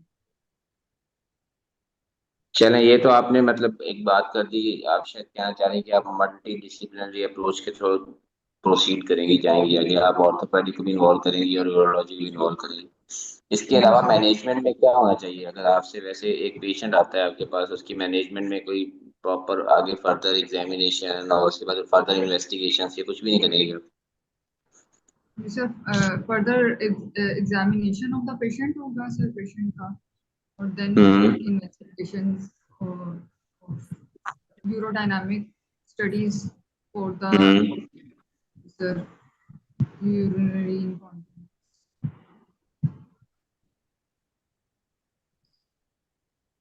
जी जी बोले, मैं सुन रहा हूँ सर। Sorry. Okay, so how describe the surgical steps? जी सर, I will take the patient to the OR, and then after general anesthesia I will prone the patient on the rolls and to decrease the pressure on abdomen and chest contents, and then I will paint and drape the patient, and then I will give the incision on the L5 and sacral vertebrae, and then I will do the myofascial dissection, and then I will do the laminectomies, and then under microscopic dissection I will dura incision on the dura, and then I will see the attachment of the tethered cord, and then I will under microscope I will dissect the tethered cord and use the electrocautery, and all this during this procedure I will use the neurophysiological monitoring and electromyography, and okay अब मुझे बताएं कैसे आप करेंगे neurophysiological monitoring sir, to see the nerve attachment, sir, I will attach the probes on the anal sphincters to see the contraction of the muscles. Yes, sir. Or sir, and see the amplitude, changing in the amplitude of the threshold amplitude of the sir, sorry, electrodes. ठीक है फिर और आगे कैसे चलेंगे आप डीटीचिंग कैसे करेंगी Detethering जी sir, yes sir, detethering के लिए sir I will use the microscope for detethering, and after mobilizing it from the mobilizing and releasing it from the attached nerves, carefully I use the bipolar electrocautery to detether the cord from the lower end, sir. Yes, sir. तो आप किसको cut करेंगे डीटीचिंग के लिए Yes, sir. डीटीचिंग के लिए किसी structure को कट करेंगे ना वहां से Yes, sir. Thickened phylum terminal जो sir attached होगा sir वो उसको. So how you make sure that it is a final terminal? Sir, that is wider than the nerves, and there is a squiggly vessels running on the surface of the phylum terminal, and so that is attached to the underlying structures and not entering into any neural foramen. आप जो है ना बिल्कुल आप कह सकते हैं definite होना चाह रहे हैं कि यही फाइलम टर्मिनल था तो कोई और तरीका होता है जिससे आपको इंश्योरेंस हो या पेशेंट कोई आपसे कह सकता है आपने तो फाइलम टर्मिनल काटा ही नहीं है कुछ और चीज काट के आ गई तो कोई ऐसी चीज सर अगर हम नर्व पे तो सर स्टिमुलस देंगे तो सर वो उसे contraction of muscles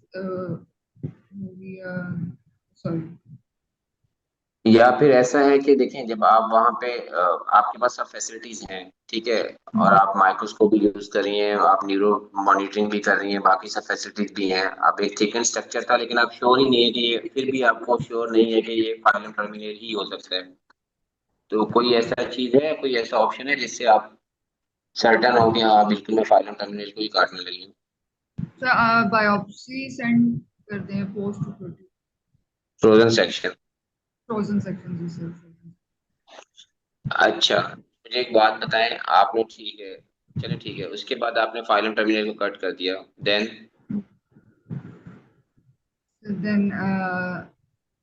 sir I phylum terminal close, then I will close the in multi-layered 5 layers closure.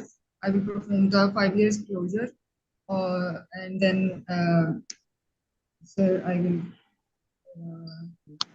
closure and then okay so आपने क्लोजर कर दिया लेकिन क्लोजर के बाद क्या हुआ कि जब पेशेंट होश में आया तो उसकी बायलेटरल लोअर लिम्ब में वीकनेस जो थी वो और बढ़ गई जी sir so then how you will manage now or how you will deal with the lower limb weakness increase. Sir, I will do the counseling, or I will see the sorry sir sorry क्या कह रही है? I don't know. Okay, तो how you will identify phylum, आपने वैसे बता दिया है, लेकिन मैं फिर दोबारा से मुझे आपने फाइलम टर्मिनल को आइडेंटिफाई करने के लिए कौन कौन सी चीजें होती हैं? एक appearance of the phylum terminal in microscope कैसी and अपीयरेंस होती है? येलो होता है, ब्लैक होता है? the whitish color more than the nerves. ठीक है, और? So squeeze the vessel running on the surface of the phylum. Strictly vessels की डायरेक्शन क्या होती है, किस तरह की होती है? Okay, let's discuss this case now. Dr. Tanvi, you can answer the rest of the question. ठीक है, you have taken enough fiber. अब आप और भी कुछ चीजें अगर ऐड करना चाहते हो तो Tanvi, you can help them. जी जी जी हाँ बिल्कुल, मुझे कुछ चीजें ऐड करनी है। सलमान, आपने बता चीजें सही बताई, लेकिन थोड़ा सा मुझे इसमें थोड़ा सा मैं आपको इसको मॉडिफाई के कुछ चीजें देखें। जो है ना, आपको स्टेप वाइज चलना है ना। जैसे से फॉर एग्जाम्पल, जैसे मैंने आपको स्टेशन पढ़ने को बोला था ना, आपने स्टेशन पढ़ा, 16 ईयर ओल्ड मेल है। आपने जैसे ही एज देखी ना, तो आपके जहन में आपने रेडियोलॉजी सामने लिखा है, हमारे लगा हुआ है, सही है, तो आप कहेंगे एज के हिसाब से मुझे नहीं लगता कि इसको कोई डीजेनरेटिव स्पाइन की डिजीज हो सकती है, 16 साल का मेल है, ठीक है। फिर सेकंड आपके पास आया, आगे आपने पढ़ा बैक की प्रोलॉन्ग हिस्ट्री है और वॉकिंग डिफिकल्टी है, सही है। फिर आपकी जैसी नजर रेडियोलॉजी में पड़ी, तो कल भी जैसे अगर आपको याद हो, टॉक्स के स्टेशन में डॉक्टर राबेल आपको बता रही थी चीजें, सब आप लोगों को कह रही थी कि आपकी रेडियोलॉजी बहुत अच्छी होनी चाहिए। मतलब आप रेडियोलॉजी जब डिफाइन करें तो आप एग्जामिनर को इसी में इम्प्रेस करें कि आप बहुत, अब जैसे आपने फौरन के फौरन जंप किया, आपने कहा भाई एक एमआरआई है, T280 इमेज है, और उसके बाद मुझे इसमें लग रहा है कि टीथर कॉर्ड है और साथ में थिकन फाइलम टर्मिनल है। आप थोड़ा सा इसको और अच्छा सा वो कर सकती हैं कि भाई लंबोसेकल स्पाइन है, आप इसमें जैसे हमारी एक अप्रोच होती है ABCD, अलाइनमेंट कैसी है, बोन कैसी है, उसके बाद जो है इसमें पीछे फिर आप सी में बात कर सकती हैं कॉर्ड पे, फिर डी में डिस्क पे आ जाएं, ठीक है, उसके बाद जो है ई में एवरीथिंग एल्स। तो ये थोड़ा सा एक ज्यादा अच्छा हो जाता है ना, अगर आप डायरेक्टली जंप करके। हाँ वैसे ये होता है कि टॉक्स में थोड़ा टाइम कम होता है, लेकिन हो सकता है कि आपको वैसे एग्जामिनर बीच में रोक दे, नहीं नहीं बस आप डायरेक्टली मुझे डायग्नोसिस बता दें, डायग्नोसिस क्या है, फिर आप बताएं कि ये टीथर कॉर्ड है, इस तरह से। ओके, कोई चीज। सेकेंडली जब मैंने आपसे ये पूछा कि आप मुझे ये बताएं कि इसकी मैनेजमेंट, तो देखिए मैनेजमेंट में हम शुरू से जब भी पढ़ते हैं हम यही बात करते हैं कि मैं भी पेशेंट को प्रॉपरली हिस्ट्री लूंगा। आपने तो ये 2-3 लाइनें आपको बताई ना, उसके बाद तो आगे कुछ भी नहीं पता आपको, ना पेशेंट आपने देखा है। फिर मैं उसको प्रॉपरली आप एग्जामिन करेंगी, एग्जामिनेशन के अंदर फिर जो आपने जैसे बताया कि मुझे अगर लगा कि इसको से वॉकिंग डिफिकल्टी है, जैसे आपको पता टीथर कॉर्ड में जो इस एज में क्या होता है कि जो गेट होता है वो थोड़ा सा चेंज हो जाता है, स्टेपिंग गेट टाइप हो जाता है, पाँव जो होते हैं उसमें उनकी जो है कह सकते हैं कि बोनी इनॉर्मेटल डिस्टर्ब, तो आप उसमें कह सकती हैं कि फिर मैं उसमें देखूंगी, अगर मुझे लगा कि मतलब रेडियोलॉजी मुझे ऑर्थोपेडिक का इनपुट चाहिए, मैं उसको भी इन्वॉल्व करूंगी। फिर इस पेशेंट में अगर एग्जामिनेशन में मुझे लगा पेशेंट को कोई यूरिनरी इश्यूज हैं, तो उसके लिए फिर मुझे जो है साथ में यूरोलॉजिस्ट की हेल्प, या वो इस तरह से आप इसको ऐड कर सकती हैं। थर्डली फिर आप ये बता सकती हैं कि इन्वेस्टिगेशंस के ऊपर कि मुझे फर्दर इन्वेस्टिगेशंस चाहिए होंगी, जिसमें बेसलाइन आपको सर्जरी के लिए चाहिए, फिर स्पेसिफिक इन्वेस्टिगेशन जैसे यूरोडायनामिक स्टडीज हैं, और उसके बाद आपको कोई एक्सरेज वगैरह चाहिए, अगर आपको लग रहा है कि पेशेंट को हाई हील या इस तरह के वो है ऑर्थोपेडिक से रेलिवेंट, तो आप उसके एक्सेस की बात कर सकती हैं। फिर उसके बाद एक बहुत इंपॉर्टेंट चीज जो आपने मिस की ना, आपने काउंसलिंग की बात ही नहीं की, ठीक है, कि मैं फैमिली को काउंसल करूंगी प्रॉपरली, क्योंकि आपको पता है कि इस तरह के पेशेंट जो होते हैं उसमें बहुत हाईली चांसेस होते हैं कि पेशेंट को वीकनेस पर्सन हो सकती है। तो इसीलिए जब मैं आपसे ये कह रहा था कि सर्जरी के बाद वीकनेस और ज्यादा खराब, पेशेंट खराब हो गया तो आप क्या करेंगी, तो आपने तो कोई ऐसी बात की नहीं थी कि मैं पहले, तो आपको प्रॉपर आपने कहना है कि मैं फैमिली काउंसलिंग करूंगी, उनको बताऊंगी कि इस प्रोसीजर के बाद हो सकता है कि वीकनेस पेशेंट की और ज्यादा बढ़ जाए, या ये इश्यूज आ सकते हैं। तो ये सारी काउंसलिंग की बात आपने सारी मतलब वो बताई थी। बाकी सर्जिकल स्टेप्स वगैरह ठीक है, आपने सही बताया, लेकिन ये है कि आपने उसमें भी ये है कि न्यूरो मॉनिटरिंग या अटैचमेंट जो है वो पहले ही आपने करनी होती है सर्जरी से ना। जब आप पहुंच गई अंदर, जब आप वहां पे पहुंची फाइलम के पास, ड्यूरा खोल लिया, आप उसके बाद बात करें कि मैं आप प्रोब्स वगैरह लगाऊंगी और इस तरह की चीजें करूंगी, उसमें फिर उस टाइम पे पेशेंट तो पूरा का पूरा ट्रैप्ड है, आप उस टाइम तो नहीं चीजें कर सकती हैं, आपको अटैचमेंट तो पहले से करनी है ना, आप बाद में उसको ऑन कर सकते हैं इस तरह की चीजों। और बाकी जो है सही बताया आपने, सर्जिकल स्टेप्स वगैरह ठीक बताए, फाइलम टर्मिनल की आइडेंटिफिकेशन भी यहाँ। और ये सवाल थोड़ा आपको पता होना चाहिए, ये जो मैं आपसे पूछा था थोड़ा सा आप उसको समझ नहीं पा रही थी, कि अगर आप श्योर नहीं है कि यही फाइलम टर्मिनल है तो हमारे पास ऑप्शन यही है, हम फौरन के फौरन बायोप्सी करवा लेते हैं, बायोप्सी में देख लेते हैं कि भाई यही फाइलम है या कुछ और चीज है। तो बाकी कॉम्प्लिकेशंस वगैरह वो मैंने आपसे खैर फर्दर नहीं पूछी, वो डॉक्टर फारूक आपसे डिस्कस कर लेते हैं। Thank you, sir.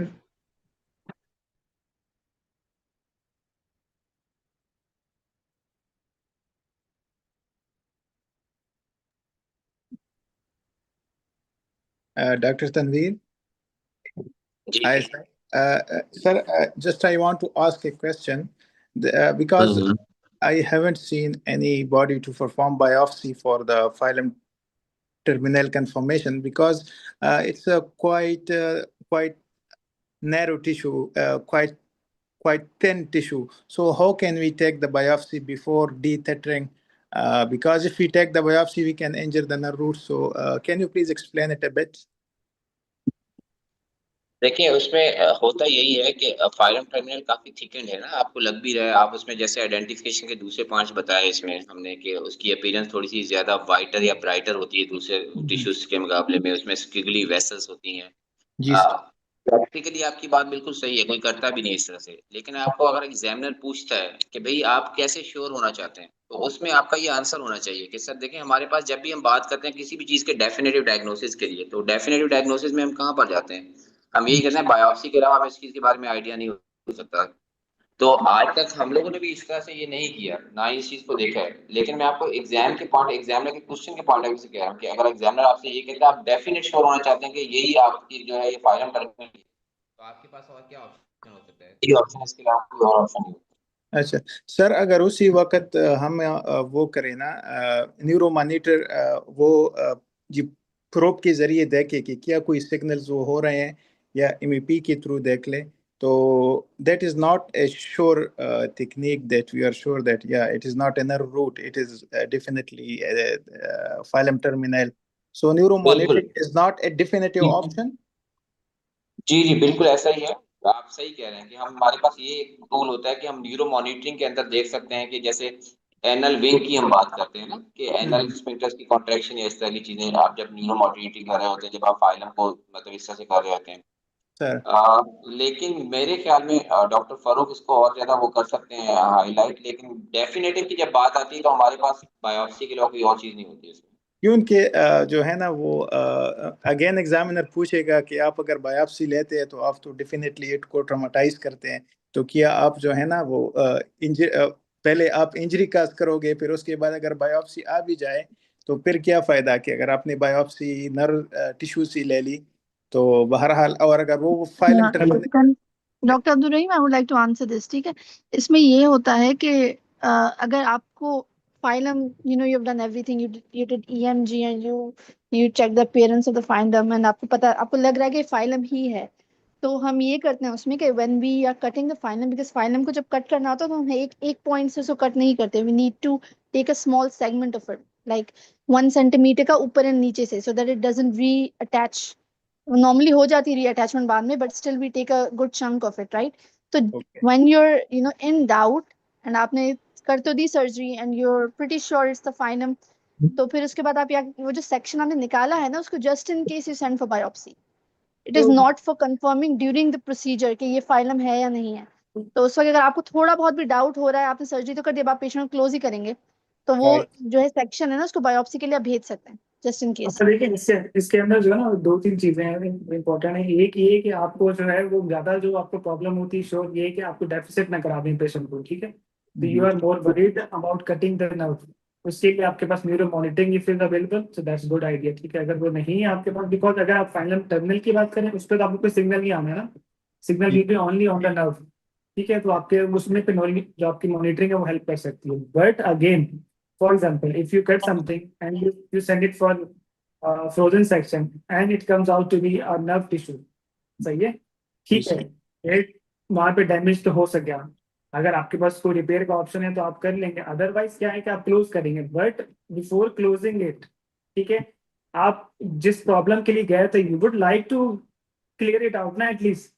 आप फाइलर टर्मिनल को ढूंढने की कोशिश करेंगे उसके बाद, ये तो नहीं कि अगर नर्व इंजरी आपने कर दी है तो आप वहीं पे क्लोज करके आ जाएंगे, उसकी पैथोलॉजी के लिए फिर आपको दोबारा जाना पड़ेगा। तो आप you will try finding out the phylum terminal, नहीं होता तो you have the option of going back in, और आप सेकेंड टाइम में कर सकते हैं उसको।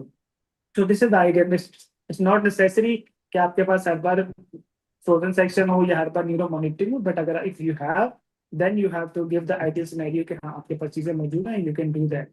सिमिलरली समवन आस्क्ड के जो इस पे वेसल्स होती हैं वो किस डायरेक्शन में होती है, जनरली जब जितना मुझे याद आता है कि they are in the parallel direction, ठीक है, जिस डायरेक्शन में उसके फाइलम टर्मिनल जा रही है उसी डायरेक्शन में उसकी वेसल्स भी होती हैं। जी बिल्कुल ऐसा ही। Thank you so much. Thank you. So tether cord is very important.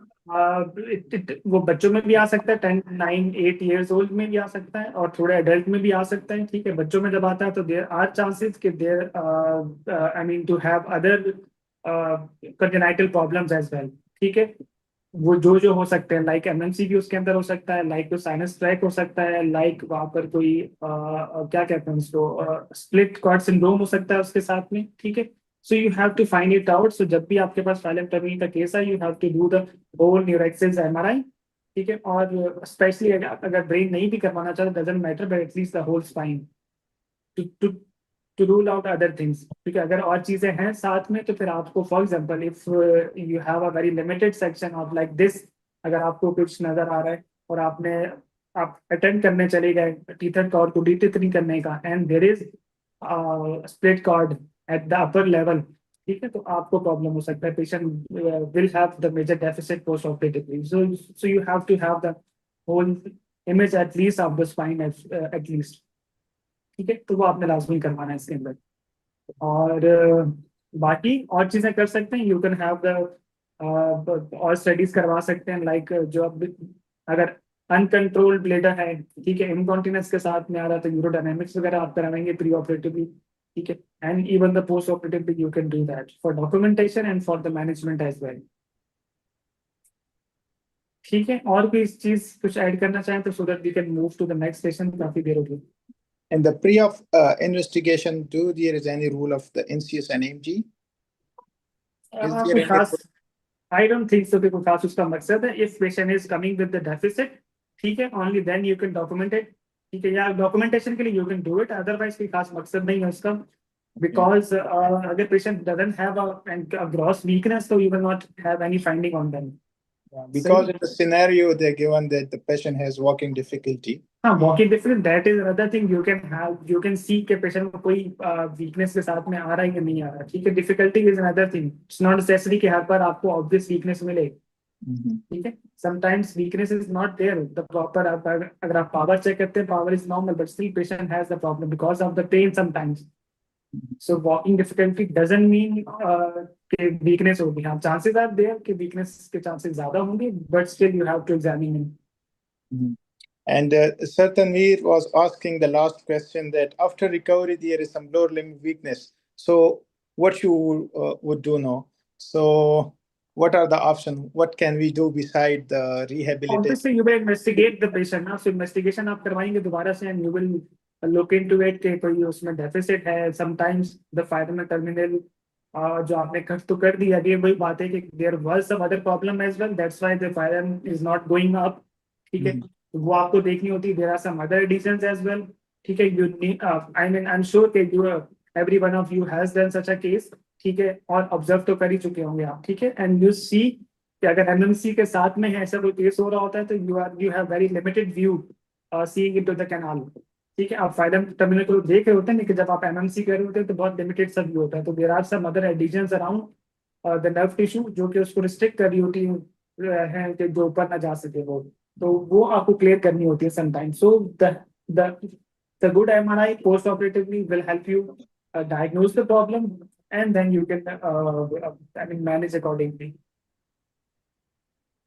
Thank you. Okay, moving on to the next station. एक सेकंड, मैं डॉक्टर फारूक एक चीज ऐड करना चाहूंगा। जो आप मुझे ये कह रहे थे ना कि वीकनेस की बात, तो मैंने वीकनेस के लिए उससे इससे इसलिए कहा था सना से क्योंकि उसने काउंसलिंग की बात ही नहीं की थी। इस तरह के पेशेंट्स में ना काउंसलिंग बहुत मैटर करती है कि आपको लाजमी ये काउंसिल करना है कि भाई पोस्ट ऑपरेटिवली हो सकता है वीक वर्सन हो जाए। तो वो मैं उनको ये मतलब रियलाइज कराना चाहता इस सवाल से कि भाई आप अब वीकनेस बढ़ गई है तो अब आप क्या करेंगे। मतलब आपने पहले तो कोई ऐसी बात नहीं की है, मैंने फैमिली को ऑलरेडी काउंसिल कर चुकी थी कि ऑपरेशन के बाद ये मसला हो सकता है। लेकिन जैसे हम एक नॉर्मल एमएमसी को भी ऑपरेट करते हैं, आप लोग जैसे अपनी प्रैक्टिस में जो आप पीजीशिप में करके आए तो आप लोग उसमें कंसर्न लेते हैं, कंसर्न में मेंशन करते हैं ना कि ऑपरेशन के बाद टांगों की हरकत जा भी सकती है। हम पेशेंट को सर्जरी में लेके जाने से पहले भी फैमिली को ये बात जरूर बताते हैं। तो इसलिए जब आपने प्रॉपर काउंसलिंग की हो तो बाकी तो डॉक्टर फारूक की बात बिल्कुल सही है कि आप उसको देखने के लिए तो यही है कि दोबारा से एक रेडियोलॉजी करवाएं, रेडियोलॉजी में देखें क्या हो सकता है, कोई वहाँ पे हेमाटोमा बन चुका है या कोई ऐसी चीज है या प्रॉपरली डीटीचिंग नहीं हुई जिसकी वजह से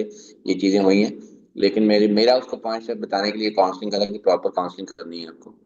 Okay, thank you. Okay, Dr. Ramsha, are you ready to attend the next session? And Dr. Raubel will be your examiner.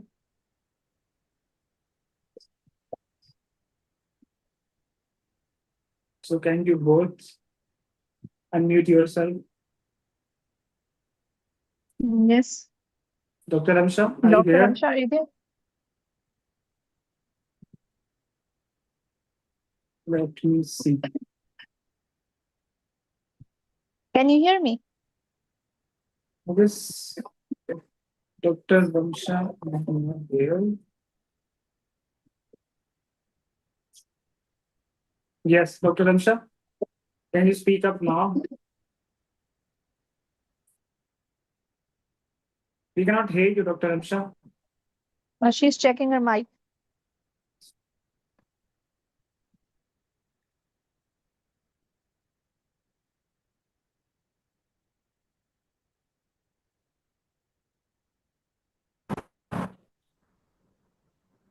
Hello, can you Ramsha, hear me now? Yeah. Yes, we can hear you. Yeah. Okay, this is your station, and over to you, Dr. Ravi. All right. Dr. Ramsha, this is your case. Can you read the scenario and then we'll proceed to the questions?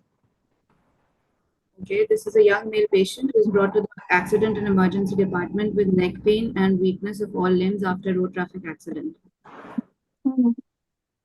Okay, so can you describe the radiology now? I can describe the radiology.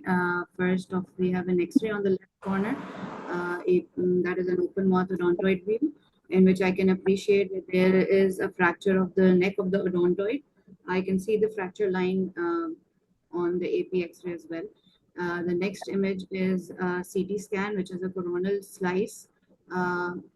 That is also showing the same findings. And the third image is a sagittal cut CT scan, and which is again showing the same findings.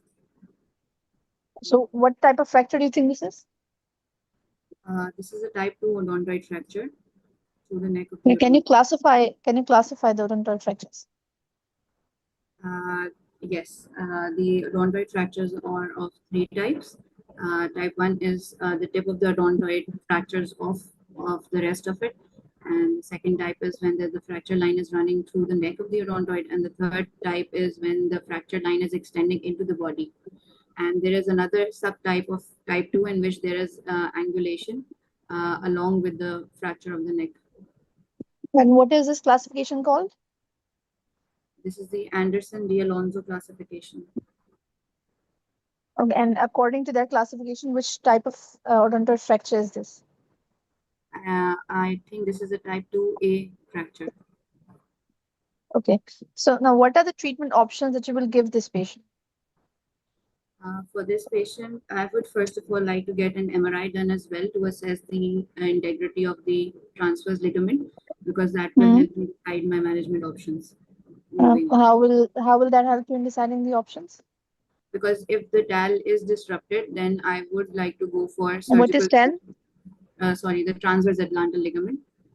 Okay. If it is disrupted, I can appreciate it on MRI. Then we will have to go for direct surgical fusion, as it is unlikely to heal with immobilization alone. Okay, but like I'm just asking you, what are the options? Like you've done all the investigations, you've everything, but I still need the options that we can do to manage this patient. So what are the different treatment options that we have?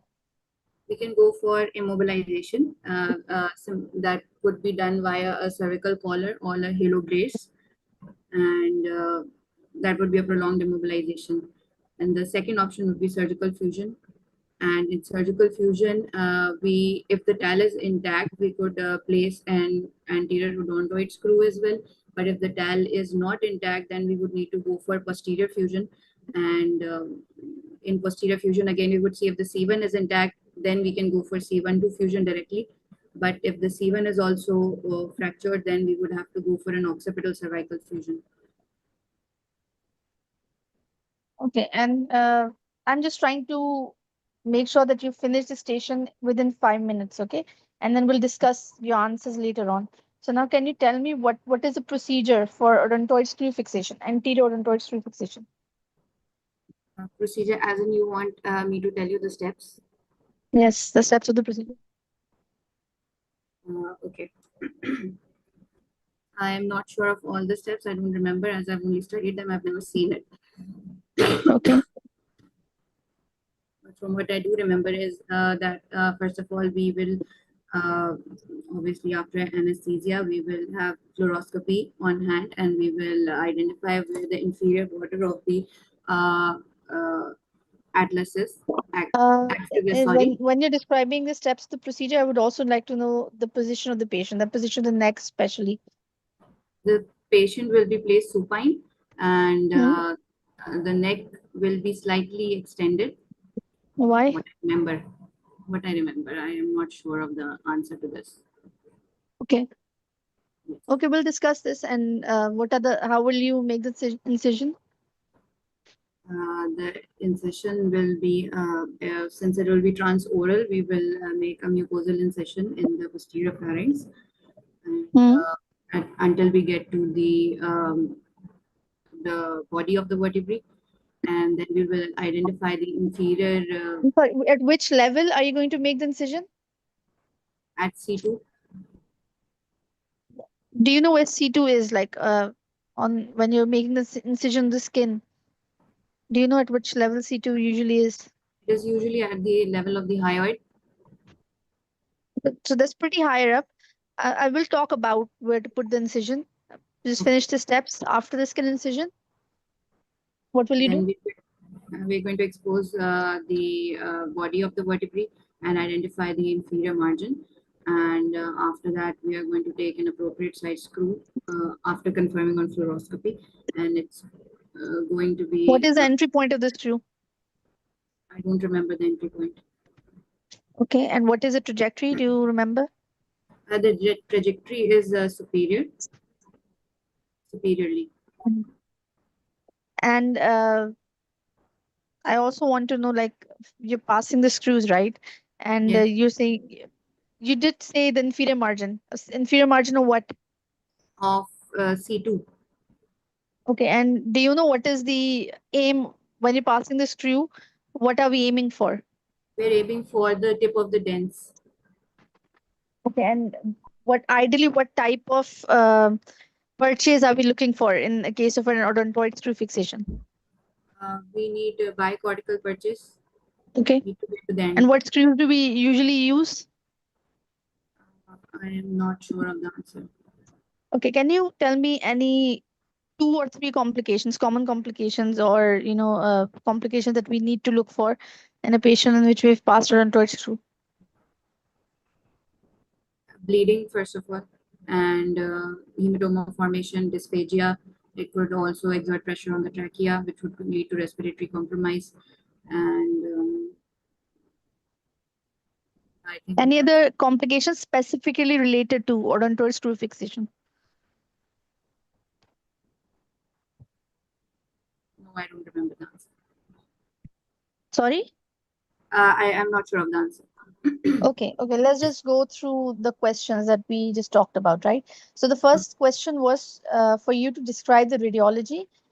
Yes. Okay, so I know in TOACS we don't have that much time to waste on the radiology, so we usually go, we quickly describe it and we go through it.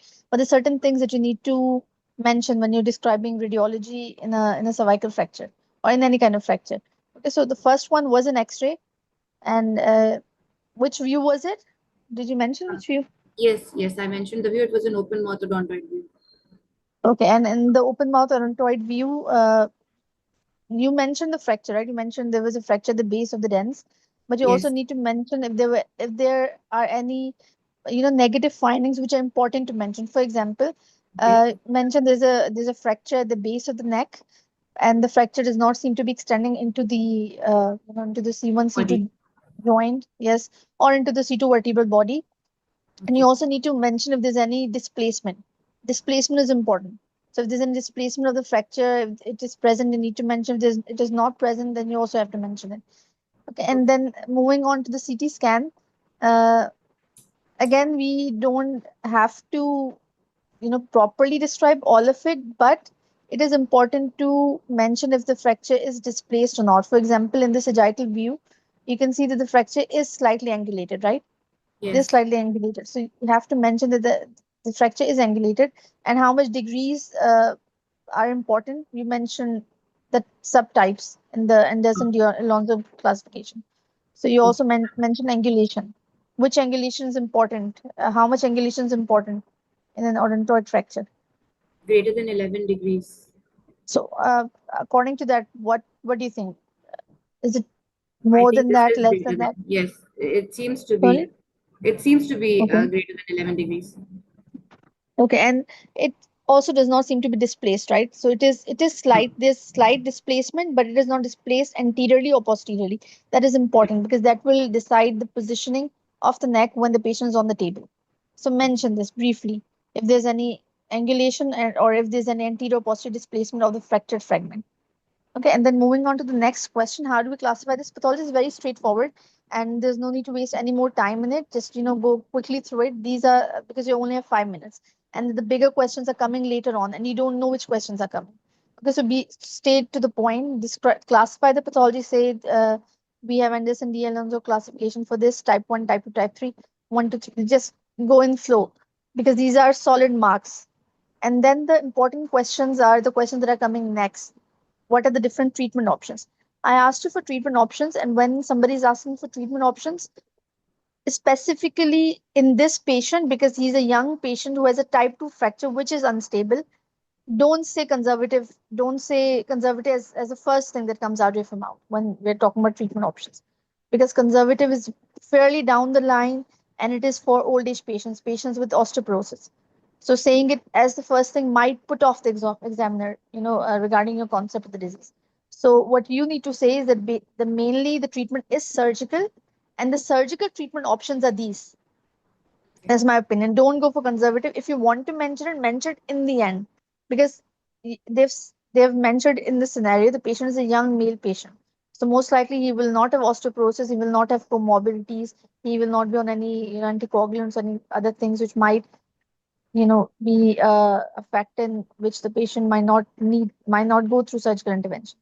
Okay, so be clear about it. Always say okay, treatment in this type of fracture is usually surgical, and the different treatment options are 1, 2, 3, 4. Don't describe. Don't describe if the tail is intact, if the tail is not intact. Let the examiner ask these questions because you don't have time for that. So just say okay, we have anterior approaches, we have posterior approaches. Anteriorly, we have anterior odontoid screw fixation. There's also anterior transarticular fixation, right? And then posteriorly, we have C1, C2 fusion, and then we also have OC fusion. So just mention the names. Don't go into details unless you're asked. Okay. And I did not ask you. I did not ask you if I need any more further investigations. I just asked for treatment options. So answer just that. Okay. And then we come to the procedure. Dr. Ramsha, you need to go through the procedure, the steps for it, because there were some major things that you were missing that you did Yes. not say. For example, the incision is not made on C2 at the level of C2. C2 is quite high up. It's near the angle of the mandible, right? It's near the jaw. So you can make incision over there.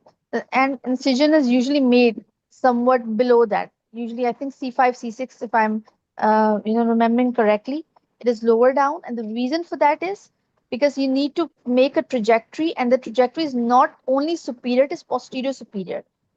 So posterior superiorly, you have to push the screw through the base, the end plate, the inferior end plate of the C2 vertebrae, and just below that, in at the area of the C2, C3 disc space, that is where you make the pilot hole for the screw.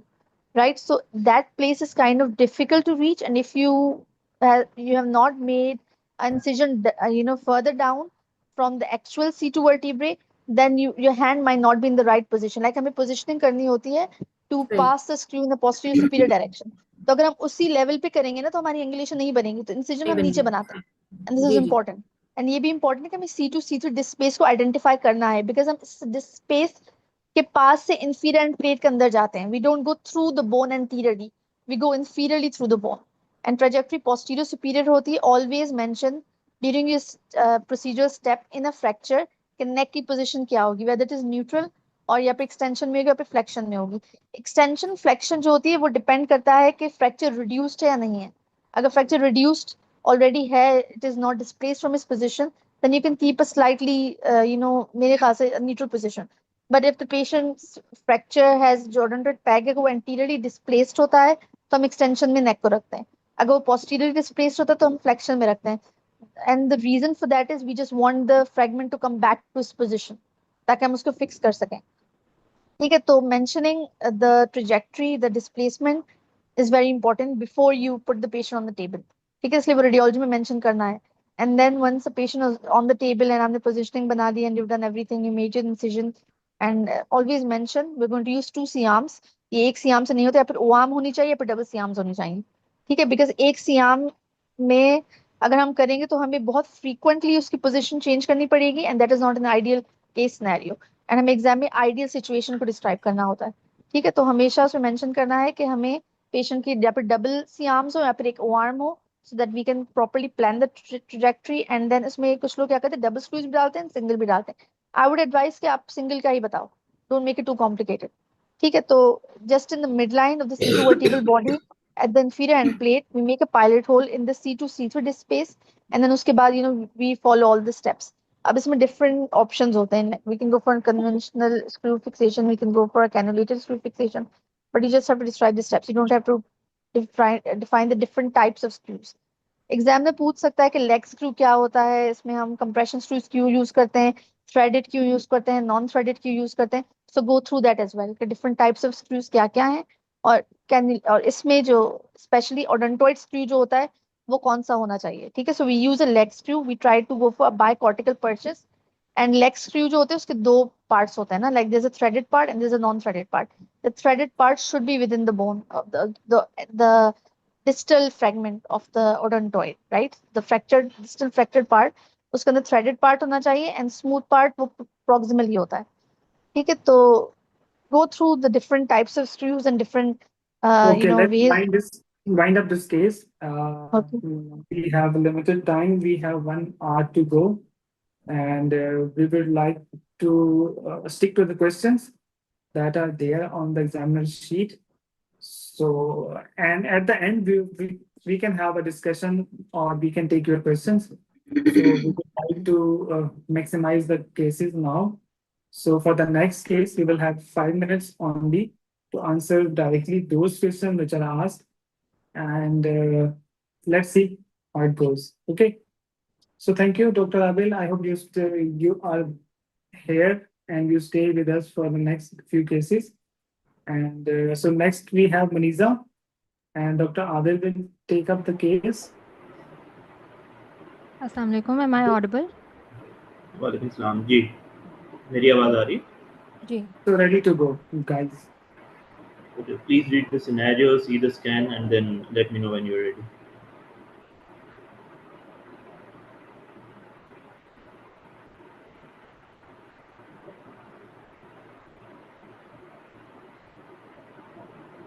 Okay, I'm ready. Can you please describe the radiology? Okay, I can see T2 weighted sagittal and axial cervical spine images, which show a prolapsed disc at the level of C7, C6-7 on the left side. C6 and C7? On the left side, compressing the left neural foramen. Okay, so what is the diagnosis? Most likely diagnosis is prolapsed cervical disc. Okay. And what clinical examination findings will you expect in this patient? Since this disc is at C6, 7 level, I would find motor and I may find sensory and motor impairment in the C7 dermatome. Also, this patient will have a positive spurling sign on the left side, and he may have some long tract signs as well. May or may not, both. Looking at this scan is very less likely. Okay, what do you mean by long tract signs?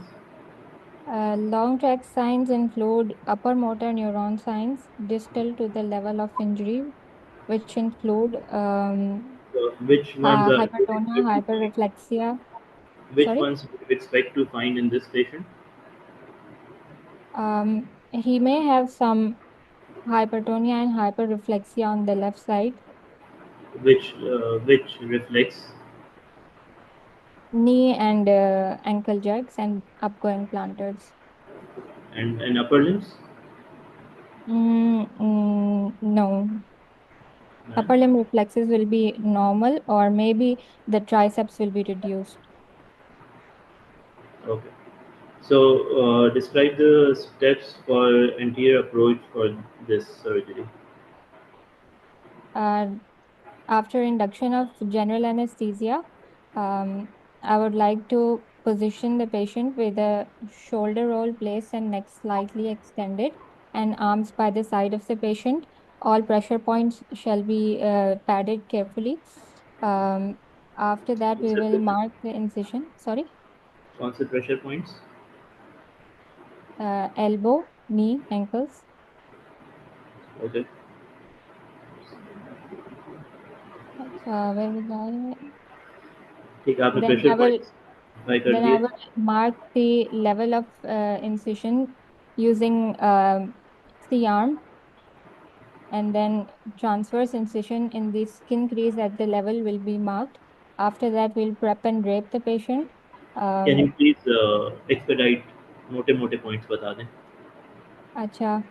After giving the incision, I will do the dissection of subcutaneous tissue platysma and will go in the plane between the carotid sheath and trachea and esophagus, and approach the anterior vertebral bodies from the anterior aspect, separate the longus colli muscle, and expose the disc face. Then I will do an X-ray again intraoperatively to identify that I'm at the correct level.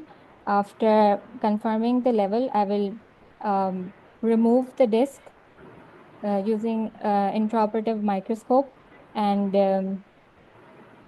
remove the disc completely, open the posterior longitudinal ligament. When the surgery is done, make sure the hemostasis is secured, then leave a drain and come out and do the closure in reverse order. Okay. So what type of surgery have you described? What is This the was name of this surgery? anterior cervical discectomy. I forgot the fusion part of it. Sorry. Okay. So what will you use for fusion?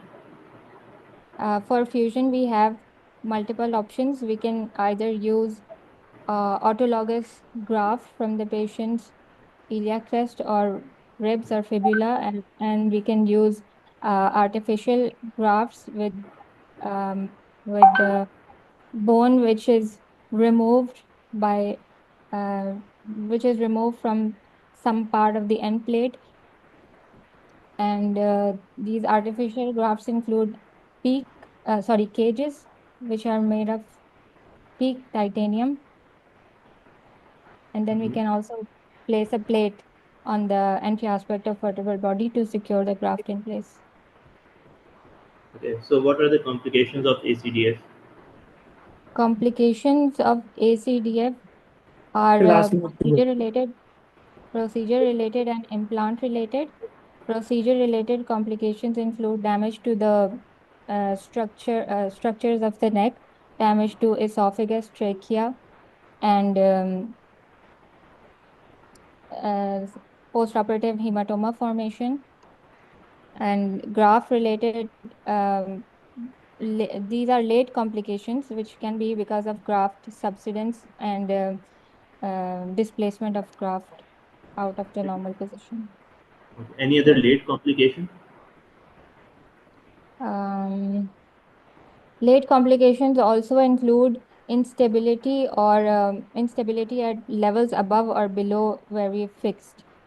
Instability or something else? I cannot recall the word at the moment. Okay. Then, any other complications?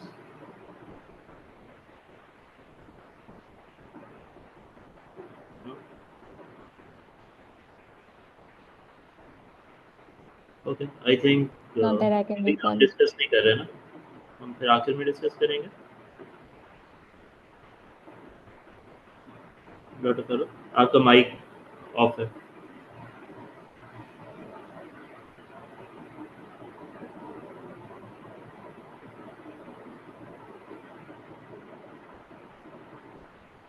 So if you want to add anything in 30 minutes or 1 minute time, 30 seconds or 1 minute time, so you can.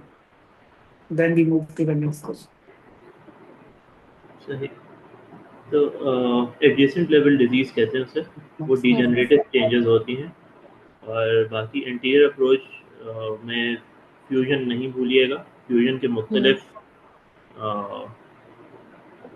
Aspects होते हैं. Plating is an adjunct to fusion. Plating is not for fusion.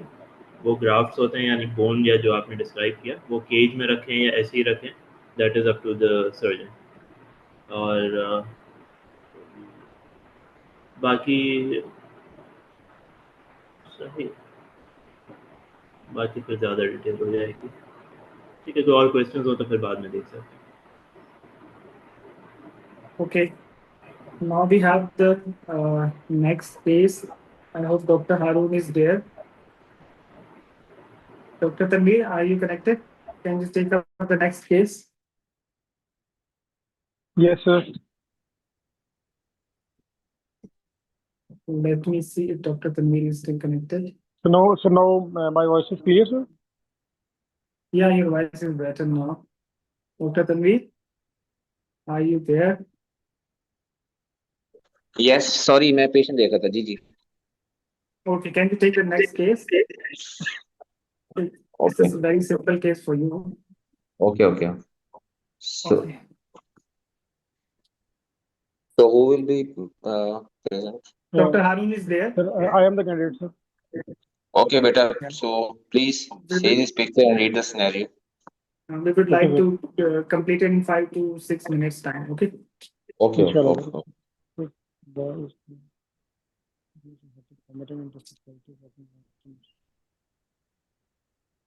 Okay, ji sir. हारून बताएं. Sir, this is a MRI T1 weighted images axial view showing a homogeneous lesion, showing a iso-intense lesion in the posterior fossa, in the posterior fossa midline, which is compressing the fourth ventricle. And in the other picture, which is the T2 sagittal images, the same lesion, which is hyperintense, and mixed density contrast enhancing lesion, which is in the posterior fossa. Okay, most so likely what are compressing your three differential diagnosis? Sir, as it is a child, so the most likely diagnosis is medulloblastoma, and the second one is ependymoma. And the third one, third one is pilocytic astrocytoma, sir, or hemangioblastoma. Pilocytic. So how you will justify it? Sir, if like in medulloblastoma, it is arising from the roof of the fourth ventricle. And sir, ependymoma is arising from the fastigium, like floor of the fourth ventricle. And in the pilocytic, there is a nodule, and also as well as in the hemangioblastoma, there is a nodule, which is contrast enhancing nodule. So if I say you just have to stay on your one diagnosis, then what will be? So one most likely medulloblastoma. Medulloblastoma. Okay, so how you will manage this patient? Sir, first of all, sir, I will admit the patient, and sir, I will set the all baselines, and then sir, I will inform the anesthesia team to evaluate the patient for surgery, and sir, then I will take the informed consent from his parents because it is a child, and sir, I will tell all the major and minor, early, late, immediate complications to his attendants, and so then I will tell about the pros and cons of the surgery, and so then I will after informing getting from the anesthesia evaluation, then I will take the patient to the operation theater, and then sir, after admitting and take the operation, I will sir, after anesthesia I will make the prone position with the neck slightly flexed, and so then I will mark the incision from the inion to the C2, Instead, then I will give the midline incision, and after the subcutaneous and subparietal dissection, then I will identify the ST zone. Sorry, not ST zone. I will in the midline. The midline I will do single burr hole, and then I will do the 3 into 3 centimeter connectomy, and after this I will do the durotomy, curvilinear incision, and then I will drain the CSF from the cisterna magna, or I will place a emergency burr hole in the Frazier point and pass the EVD. And so I will ask to anesthetist to give the mannitol according to his body weight, and then I will, sir, sir, I will dura sorry in the Y-shaped incision, and sir, I will ligate the occipital artery, occipital sinus, and then I will identify the vermis. And so there are two approaches. One is transvermian, and the other one is the telovular. So most probably because the transvermian approach gave us cerebral mutism, so I will go for the telovular approach, and then I will separate the I will lateralize the vermis, and then I will identify the pica, and after identifying the pica, sir, I will reach and I will take microscope, and sir, after that I will identify the tumor, and then I will start debulking the tumor. First, I will take the biopsy, and after biopsy, then I will take the maximum debulking, maximum safe resection, and after that, sir, I will hemostasis after the hemostasis, then and I was preserving the main facial main vessels and major vessels and structures, and then I will close the dura, and most probably I will close the dura in the expansion duroplasty to take the graft from the pericranium or the facial lata, and to make the exact CSF flow and do not herniate the brain. And then I will pass the drain, and I will close the wound in the reverse Till order. last minute. Okay, so what are the complications of surgery? So first of all, the cerebral mutism, akinetic mutism, and the second one is the hydrocephalus, and the third one sir, patient is because of the major vessels. अच्छा ठीक है, बात सुनिए हारून, time कम है, sorry मैं आपको interrupt कर रहा हूँ। मुझे बताएं कि बेटा आपको कॉम्प्लिकेशन की जब बात हो तो कॉम्प्लिकेशन में आपको पोस्ट ऑफ हेमाटोमा और उसके बाद ये चीजें पहले बतानी चाहिए, डायरेक्ट हाइड्रोसेफेलस पे आना चाहिए? जी सर, ठीक होगा, सॉरी सर। आप कॉम्प्लिकेशंस की जब बात करें तो आपको पहले यही ऑपरेशन के दौरान वाली बातें करनी है सारी की सारी, कि भाई ये हेमाटोमा हो सकता है, उसके बाद जो है साथ में जो injury to the lateral vessels, major vessels, बिल्कुल बिल्कुल बिल्कुल ये आप injury to the medial and lateral structures, and then sir, then after this early after closing the wound, the CSF leak, then hydrocephalus, then what is 5-year survival? 5-year survival, sir, I can't remember at this time. But in medulloblastoma, I think I can't. Or important prognosis factors? The important prognosis factors are if there is less calcifications. If there is a less calcification, there is less necrosis, and this is the good prognostic factor. The size is also the good prognostic factor, and the adherence to the major vessels like pica and the other structures. So these are the good prognosis factors. That's it. अच्छा बताया फारून आपने सारी चीजें। आपने radiology भी तो अच्छी describe, लेकिन रेडियोलॉजी को थोड़ा सा कोशिश करें आप लोग और अच्छा करें। नॉर्मल ब्रेन पे भी बात करें, जो नॉर्मल स्ट्रक्चर साइड पे उसको भी डिस्कस करें, फिर उसके बाद आप नॉर्मल की सारी चीजें डिस्कस करें। डिफरेंशियल्स बिल्कुल एक हेड में आपने जो बताया यही होने चाहिए, जो आपने बताया सारे के सारे। मैनेजमेंट का आपने बहुत अच्छा डिस्क्राइब किया और ब्रीफली सारी चीजें बताई, सारा एडमिशन से लेके काउंसलिंग पे थोड़ा सा ज्यादा Dr. Tanvir, we will take the comments at the end.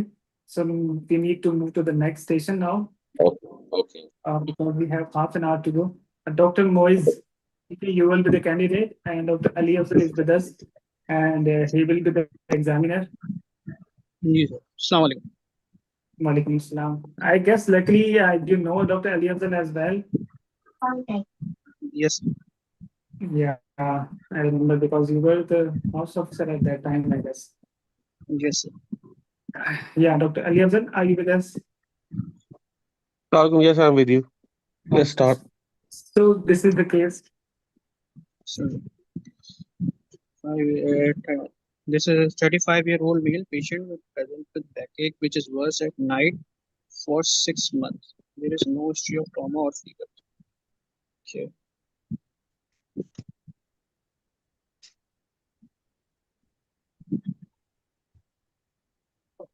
So let Dr. Ali Afzal know when you're ready to answer.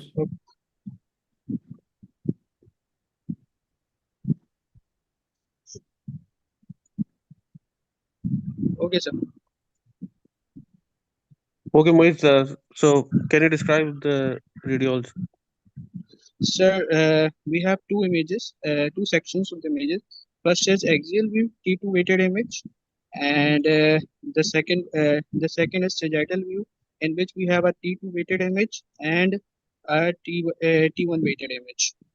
So on the axial view, I could see the hyperintense mass, which is arising from the canal, and it is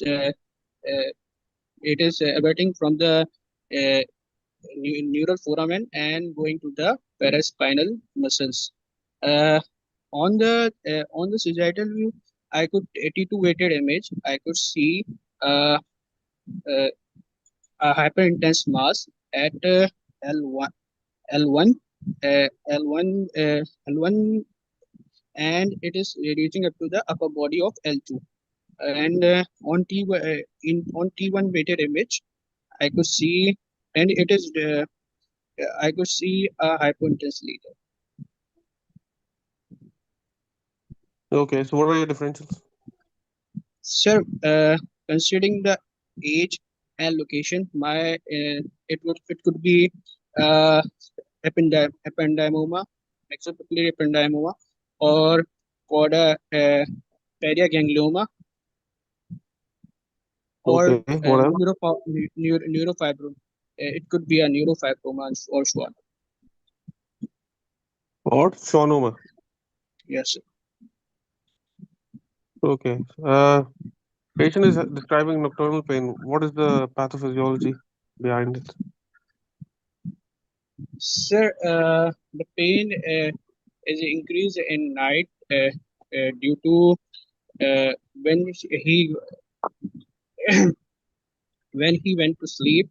There is or in the supine, when he went in the supine position, there is a compression, and that's why he is describing of this night pain. Compression of what? Compression in the neural foramen, nerve roots. So neural foramen pain, probably that would be nerve pain, right? Yeah. Would it cause back pain? Right. Sir, what's the relation of lying down and foraminal pain? Sir, I can't remember. I'm not remembering this slide now. That's okay. So If you have to pick one differential, what is your top differential looking at this scan? Extreme, based on the location, I would go for the ependymoma or mixopapillary ependymoma. Okay. Even though you can see it's going out of the foramen. Sir, it seems on the axial view, it's seems like to be a neurofibroma or Schwann. You have to pick So, one. sir, a neurofibroma. I would go with neurofibroma or Schwann. You can't pick two, na. Anyway, let's carry on because Okay. we don't have time. Okay. What is the grading Okay, sir. system for these regions? Sir, it's a esthesoma classification. And Sir, on the basis of esthesoma classification, we classify the lesion and then we plan the surgery accordingly. what is the grading system? There must be some sort of 1, 2, 3, 4, A, B, C, D. What is it? Yes, sir. Yes, sir. Yes, it is.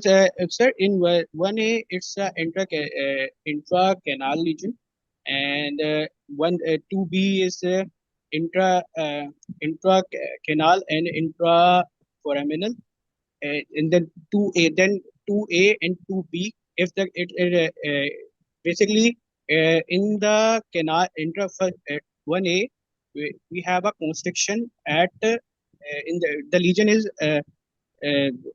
in the canal, and in the in the group 2A we have dural constriction. We have both intradural and extradural uh, component, and 2B is when the lesion is going outside the into the foramen, and if it is extended outside the foramen, it's 2C.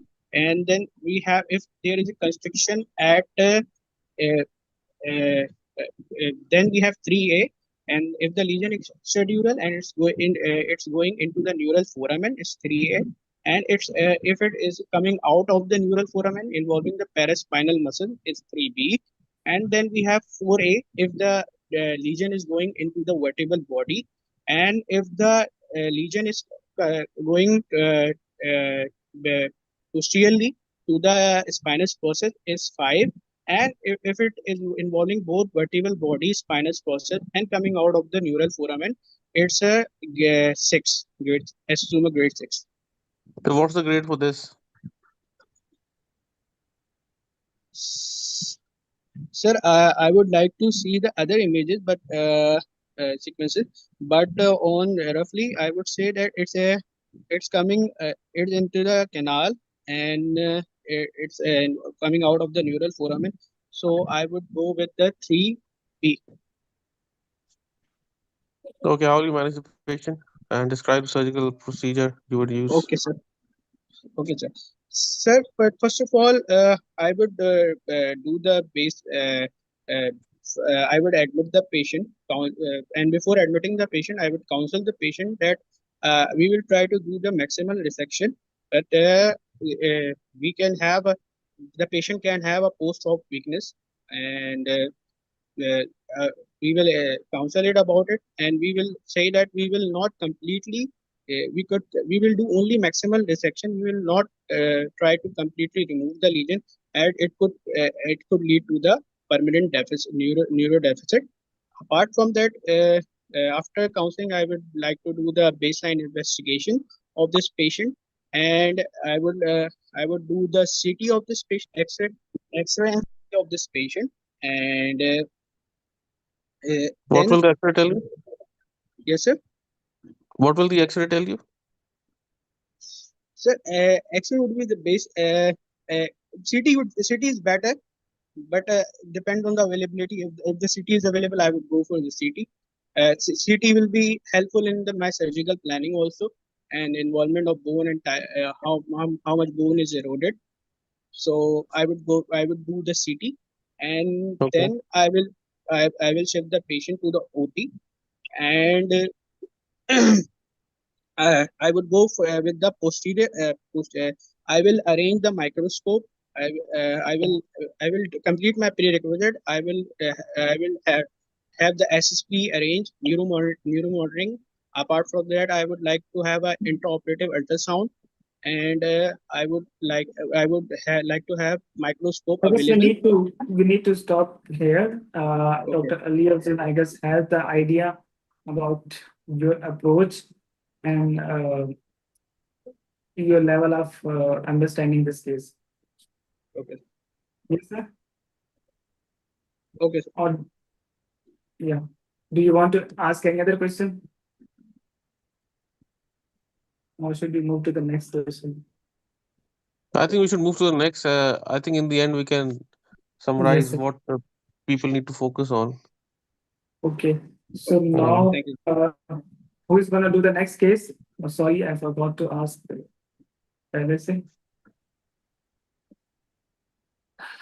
Anyone? Okay, Dr. Abdul Rahim. Dr. Adil will be your examiner. And so this is the case. Dr. Adil, I hope you are connected. Okay. Okay, read out the scenario and just let Dr. Adil know when you're ready to answer the questions. Yes, Dr. Abdul. Yeah. So describe the radiology, please. I'm ready. Okay. So on the right side, this is the axial cut, which shows the T2 weighted image. And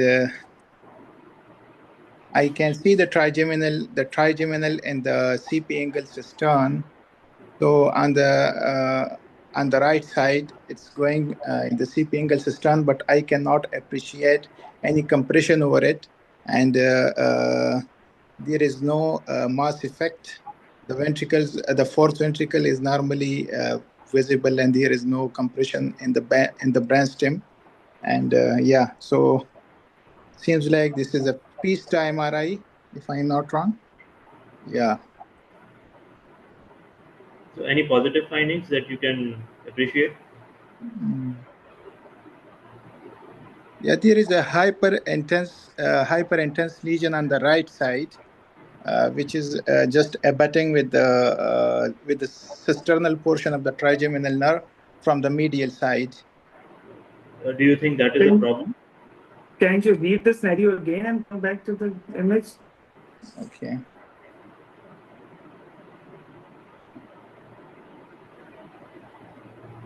So the scenario is suggestive of the trigeminal neuralgia. Yeah. On what side? On the right side, sir. On what side? Please read again. Sorry. Okay, sorry. So, okay. The patient has left-sided facial vein, facial pain. So, but sir, I cannot appreciate any pathology on the scan. Okay. Might be Okay. because it's too small. What? Okay. What is the medical management for this patient? So in the medical management, we can give the carbamazepine or oxcarbamazepine, and we need to titrate, increase the dose. We can use the pregabalin, the gabapentin, and even the baclofen. Yeah. Okay. And what are the treatment options if medical management fails?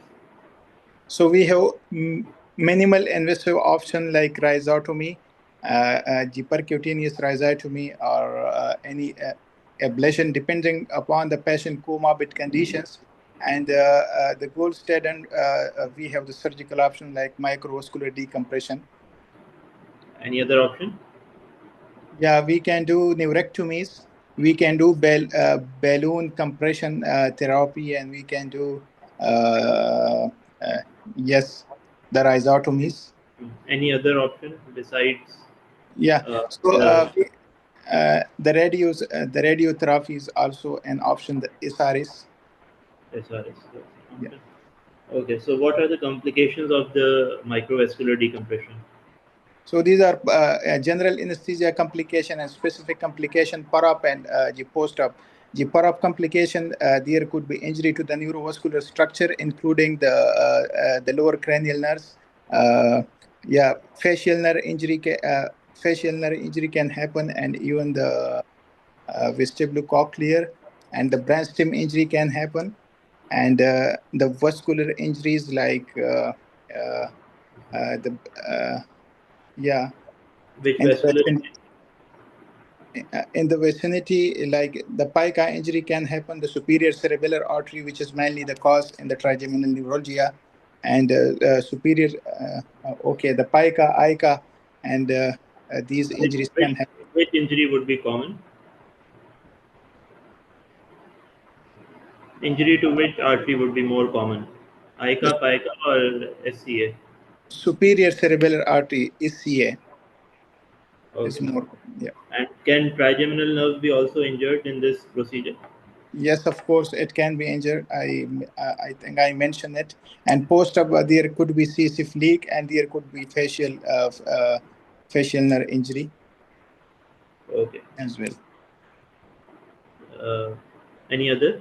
Yeah, even the procedure failure can occur. Like yeah, the patient might have still pain.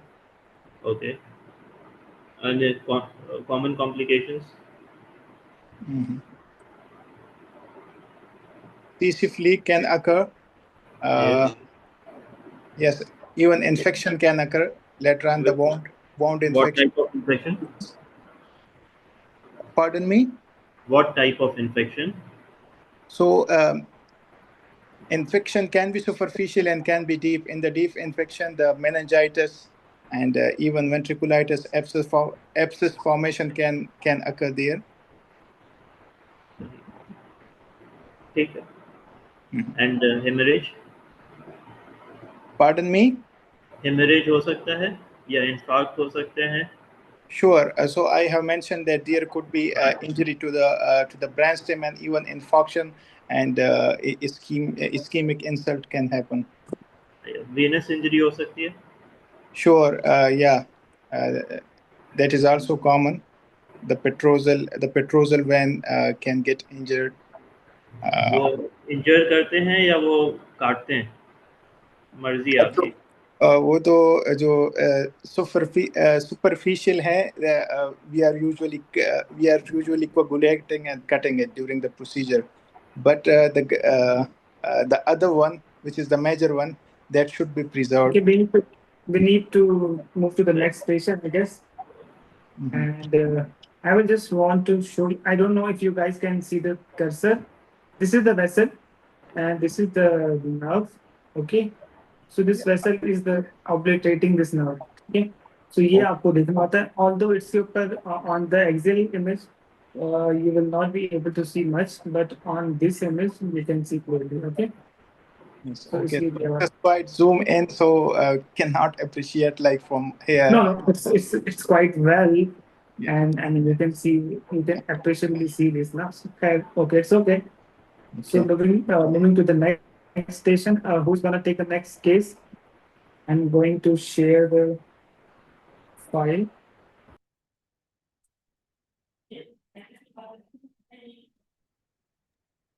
Just unmute yourself. Whoever wants to do the next case. I'm ready, sir.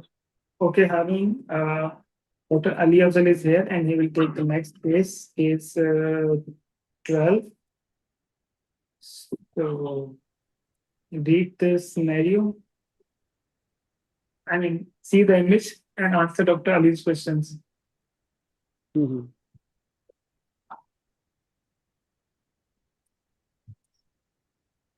Yes. Yeah, so whenever you're ready, let me know. I'll ask you the questions. Yeah, yes, sir, I'm ready, sir. Okay. So can you describe the radiology? Yes, sir. So this is an axial view CT angiogram, and showing subarachnoid hemorrhage, and so and there is a on the right MCA. Most of this aneurysm is on the right MCA territory. So both of these scans are CT angio, you say? So the right one is DSA and the left one is MGO. In angio, what do you need to see to call it an angio? Sir, Do you we see the blood very well on angio? no, sir, blood, no, carotid, sir. We see the carotid and its branches. So can you see the blood vessels properly, or are you seeing blood? No, sir, in the right picture, which is the city, so I can see the blood in the subarachnoid territory, in the circle of Willis. Because this is a thing that you all people need to know. Take your time. Once you start speaking out, you're committed. Examiners will not allow you to go back on what you've said, okay? They'll move to the next question. So there's no rush to start. Once you start, then it will start automatically. अगर आपको time दे रहे हैं तो you take your time. There's no rush to start. 10 seconds you said yes sir. You need to look at the images very carefully. Like even in the MVD, there was a clear vessel touching the nerve on the left image. Don't focus. You have to look at all the images provided. There's a reason to do it. Okay. Yes, sir. So let's start again. So there are two pictures, one on the left, one on the right. So what do you think picture on the left is? There's a picture left, sir. I think, sir, this is.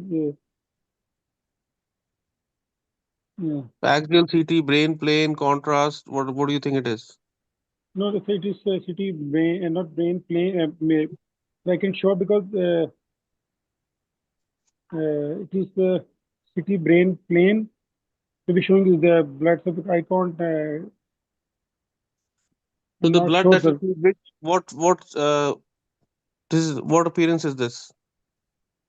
So this is a subarachnoid hemorrhage. Was in the circle of Willis territory.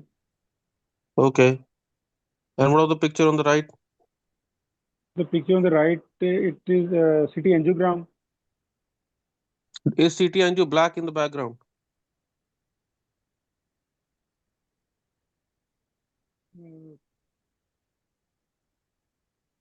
CT angio, can you see the bone? Yes, no, sir, I can't see the bone. So do you think this is a CT angio? Because in the DSA, the backward is hypo, and the vessel is of the black color in DSA. So do you think this is DSA? So because it is What's the third modality now? एक ही option रह गया. What's the third modality? So it is MRA. So you need to be very confident what you're saying. Okay. So do you know any classification systems for subarachnoid hemorrhage? Grading system, sorry. Yes, sir. It is Hunting-Hess and WFNS and Fisher grading. Okay, describe WFNS and Fisher. So in WFNS, there is first is the grade 1 is 15 GCS, and so the second grade is 13 to 14 GCS with or without deficit, and so the grade 3 is 8 to 13 GCS with deficit. The grade 4 is 3 to 8 GCS, and so the grade 5 is less than 3 GCS. Okay, and Fisher grading? And then Fisher grading says the diameter of the blood. With the thick ICH with thin IVH, grade 1, and so the grade 2 is the thin IVH but thick ICH, and so more than 1 centimeter, and in the grade 3 it is grade 3, sir, thick ICH without thick IVH, thin ICH without IVH, and so grade 4 is thick ICH without IVH. Okay, do you know any trials, major trials for subarachnoid and the findings? Major trials I can't remember. Okay. Even the name? trial. Yes, sir. Any clinical trial name? No, sir. I can't remember this. Okay. So patient has come to you and the GCS is low. What is, if you want to, what are the treatment options? So the treatment is first of all I will give I will admit the patient in ICU, and so then first also I see hydro. If there is hydro, then I will start mannitol, and then I will prepare the patient for VP shunt or EVD. VP If the shunt. patient GCS Okay. Treatment And options. what, Simple question. The question is very simple. Treatment options. I'm not asking you to manage the patient. So on the image on the right, what aneurysm do you think it is? So it is right MCA. Okay. And treatment options for this? So medical treatment, and then the surgical treatment, endovascular treatment, sir. Endovascular coiling and surgical clipping. Okay. And what's the ideal time to perform surgical intervention? The ideal time is in the first 24 hours. What are the advantages and disadvantages of early intervention? Sir, the early 3-day period is vasospasm period.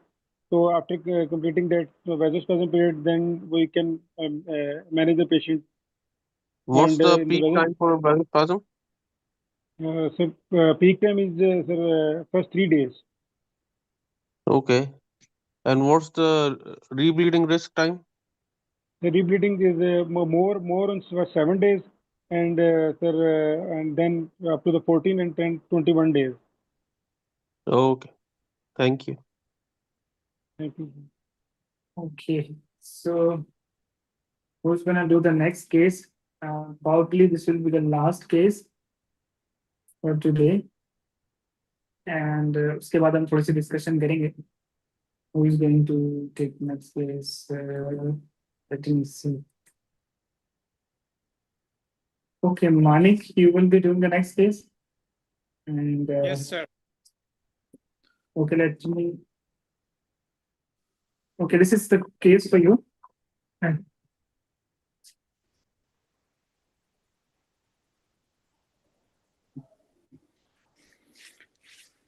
Yes, I'm ready, sir. okay, can you describe the radiology? So these are T2 and T1 post-contrast axial image at the level of IAC, where we can see there is a lesion arising from IAC and into CPA, compressing the brainstem and abutting the fourth ventricle. The lesion is hyperintense in T2 and heterogeneously enhancing in T1. Most likely CPA lesion, most likely neoplastic lesion, and first differential will be vestibular schwannoma, and next will be meningioma, and so on. You have to mention the side. On the right side. Okay, so can you discuss different treatment options? I mean, and what will be your choice of surgical approach? For vestibular schwannoma of CPA, most common treatment will be, we can divide this into 3 different categories. One is observation, second is surgery, third is radiosurgery. Based on patient's presentation, I would choose to advise patient for surgery because it's compressing the brainstem and patient is losing hearing. And the size of tumor is quite big. So I'll choose posterior corridor, retrosigmoid RSRM, craniectomy, and do the safe maximal excision. What if patient doesn't want the surgery? He says, I have a headache that is controlled and only mild hearing loss is there. So what are the options now?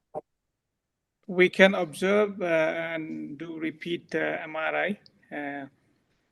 And another option, we can give less invasive method like stereotactic radiosurgery for this patient. But if the size of tumor is more than 3 centimeter, the success of radiosurgery will be. What do you think? This is a large tumor, more than 3 centimeter, or less than 3 centimeter? It's a large tumor, so I Okay. think. Okay, you opt for the surgery, and how will you monitor this patient intraoperatively? I will use brain stem auditory evoke potential. I'll monitor facial nerve and SSAP and MEP. Okay. What else? और उसके अलावा कुछ?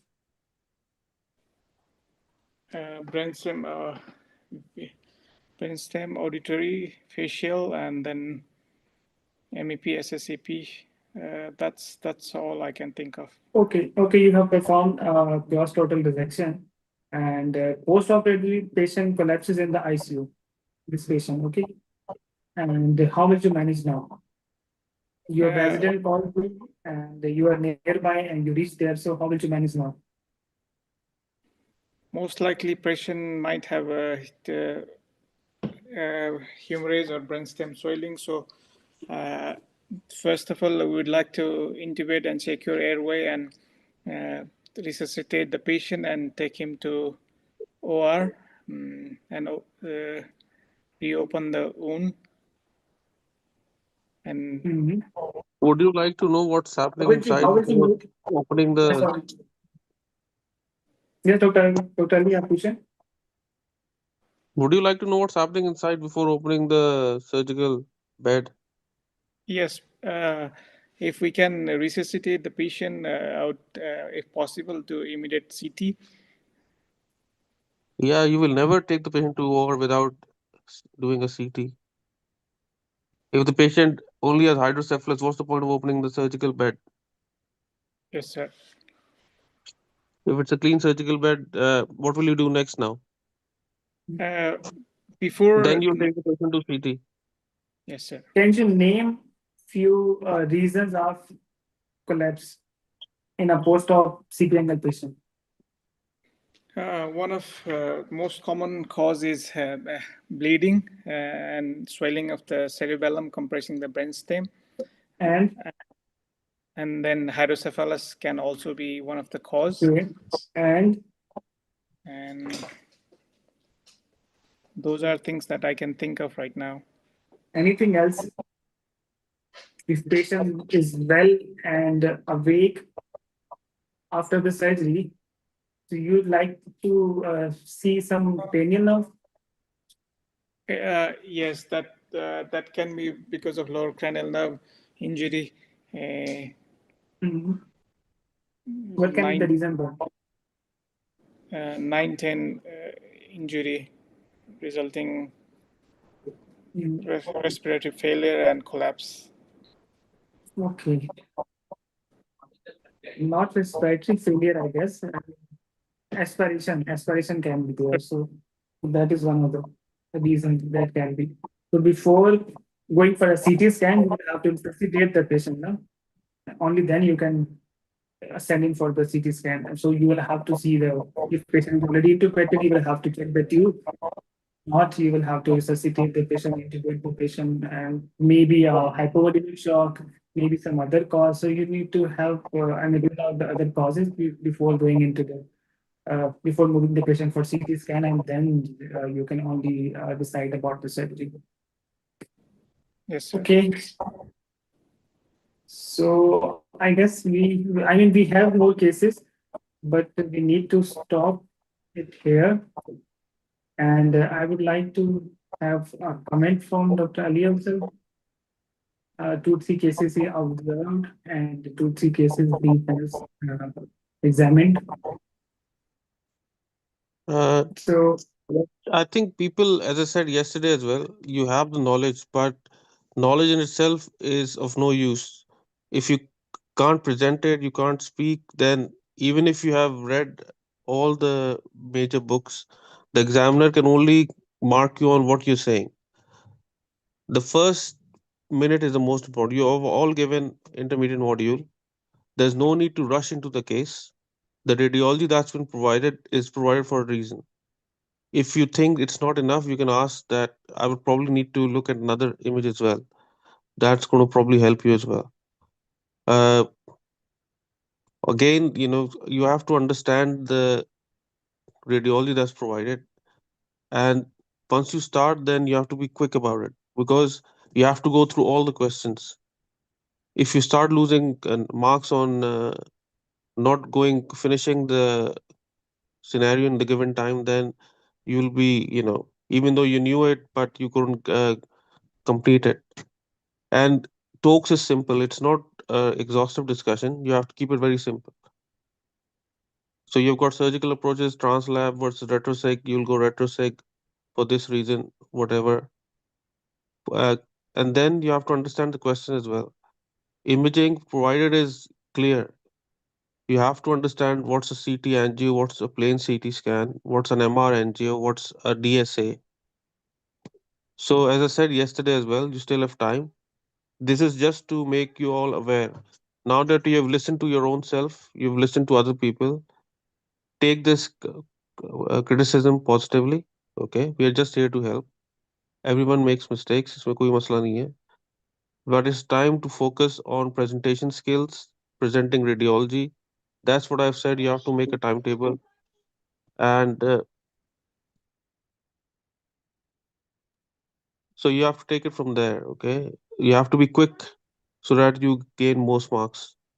It's all about scores, but you have to be very quick about it. As I said, macro concepts are good. You have to focus on micro concepts and getting your radiology right.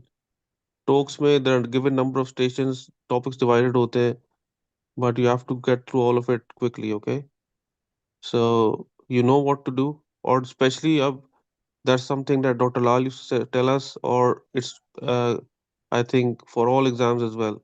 Once you have the radiology, then the diagnosis is very limited. You can't say things that will not make sense. Okay, if you have a tumor that's going extraforaminal, then you have to think it's probably related to the nerve. So probably schwannoma or neurofibroma would be on top rather than saying myxopapillary ependymoma because they don't go out of the canal. So differential should make sense and the order should also make sense. As I said, some examiners will give you leniency, they will try to guide you. Some examiners will not give you any room at all. So maximize your scores. The only way to maximize is practice and practice your radiology as well. Look at scans, start reading out the scans, and start presenting in your local departments so that you gain confidence and you all can do it. You have the knowledge, you've passed the theory, and again, scenario is important. Patient having left-sided symptoms, focus on the left side. Okay, so that's my take. I think we have to do it in time. You have Sir, to you will read need the to. properly. Sir, ये कुछ question है आपकी तरफ directed. So they want to discuss this case, this vascular case, and know the differences about the CT, MRA, and DSA. Okay. Well, the thing is, you have to see if you think this is a vascular imaging, then you need to see the vessels. Okay.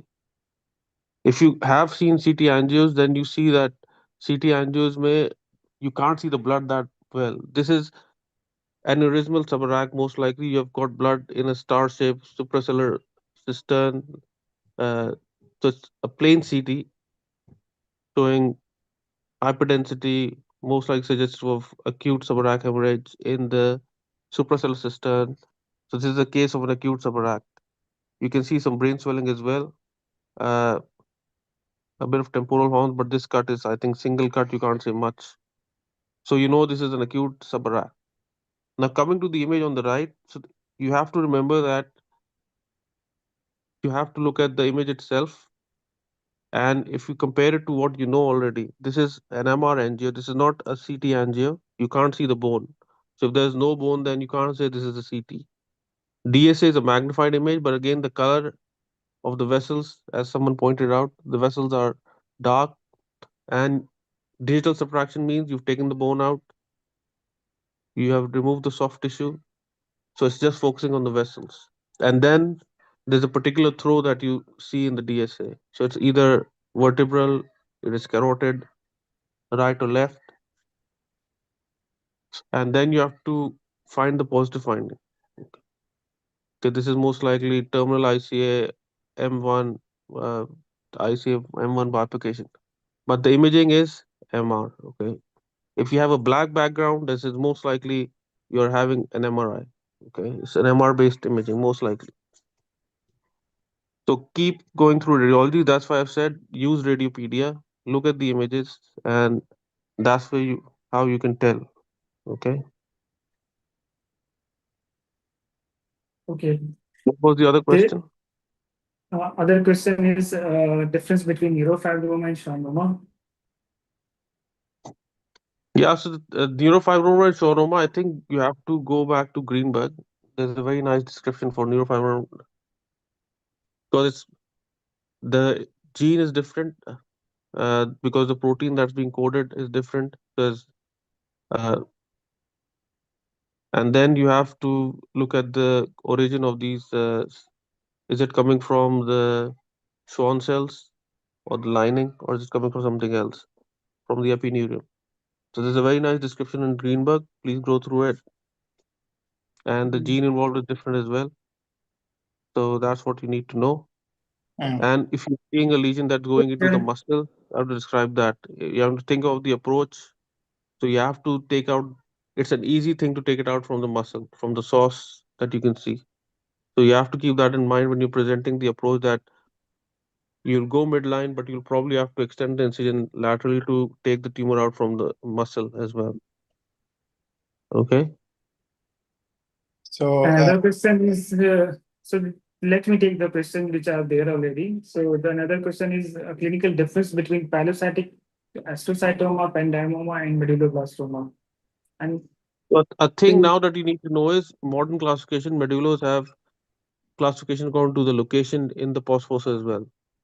What you need to, of course, describe as well as in that scenario is, do you think the lesion is in the fourth ventricle or is it outside the fourth ventricle compressing it? It looks like it probably was a lesion in the fourth ventricle. The other thing is, if you can see blood vessels, so it's a contrast image, it's not a plain image. And you don't give contrast in T2. Contrast is always T1 because everything is already bright on T2. If you give contrast on T2, then differentiating contrast and hyperintensity is going to be difficult. Okay. So that is why now is the time. If you're looking at it, you get your radiological classification and your other classifications. There are a limited number of topics that you need to do, and that's again CP angle. You have to think about right or left. That's very important. When you're presenting, you have to be very quick on radiology. You should take 15-20 seconds. You should do everything that's needed. Move on to the next topic. Pilocytic, if you're seeing a cyst as well, it's in the cerebellar hemisphere, most likely pilocytic. If, as I said, if the lesion is in the fourth, then you have to think it's medullo versus ependymoma. yes, okay. And बाकी एक जो clinical difference की बात करें, so obviously बात है pilocytic astrocytoma will have more symptoms like the cervical features. ठीक है, वो आपको ज़्यादा मिलेंगे उसके अंदर. But again, depending on the size and location, अगर midline है तो थोड़े से कम होते हैं, midline वाले problems ज़्यादा होते हैं. Otherwise, you will find the cervical problems. Similarly, जो ependymoma और medulla, उनमें difference ज़रा करना मुश्किल हो जाता है sometimes. But again, you will have to start with the age. ठीक है, जो एज के हिसाब से कॉमनली कब प्रेजेंट कर रहे हैं. Secondly depending on the severity of the symptoms and duration of the symptoms as well. As you know, जो एपेंडाइमोमा है वो थोड़ा स्लो ग्रोइंग होते हैं एंड मेडुला उनके मुकाबले में दे आर ज़्यादा एग्रेसिव होते हैं और वो जल्दी प्रेजेंट कर जाते हैं. ठीक है. Another feature is hydrocephalus as well. So वो आपको almost equal मिलता है, but again अगर आप वैसे देखें ना theoretically, so ependymoma should have more hydrocephalus than medulloblastoma, but because the aggressiveness is there in medulloblastoma and they grow in large size, so वो जो है उनके अंदर ज़्यादा आपको hydrocephalus देखने को मिलता है. ठीक है ना. So this is how it is. But the question is, जब भी आपसे management की बात करते हैं, you generally go directly to the either या तो आप सर्जिकल मैनेजमेंट बताने के शुरू कर देते हैं या फिर आप बहुत ज़्यादा बेसिक पे चले जाते हैं कि पहले मैं एडमिट करूँगा और वहाँ करूँगा. This is tox, you need to be careful about it. Time का प्रॉब्लम आता है. सो you will have to see the other images to just to rule out the hydrocephalus. If hydrocephalus is not there, then you can directly go to the surgery of the lesion. But if hydrocephalus is there, then you have the options. ठीक है, हर hydrocephalus, every hydrocephalus doesn't need a BP shunt or doesn't need an ETV or an EVD. An EVD. So you will have to find it out on the clinical basis कि अगर patient clinically stable है, and then you will have to target the lesion in the first attempt rather going for a VP shunt. ठीक है, हमारे scenarios के अंदर we commonly put the VP shunt, जो कि मतलब वो हमेशा debatable रहेगा. ठीक है. So in exam point of view, you will need to have a discussion about the lesion and और उसको attempt करना first priority होनी चाहिए, and only then you can go for the VP shunt if it's needed even after excising the tumor. ठीक है, but sometimes there are scenarios जब patient acute cases के साथ में आ रहा है, patient is landing at midnight और acute hydro के साथ में, obviously बात है, you will not be able to put that patient on the next day or another day's list. तो उसके अंदर option ये है कि either go for an EVD if you want to prevent him from a permanent shunt, or you can do a VP shunt simply. ठीक है, so ये आपको discuss करना है वहाँ पर. Any other question?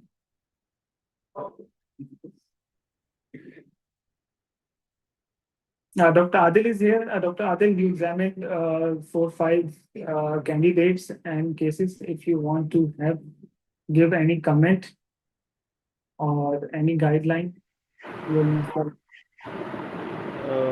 मुझे बस इसी चीज़ को एम्फसाइज करना था कि टोक्स जो है वो गट्स की गेम है.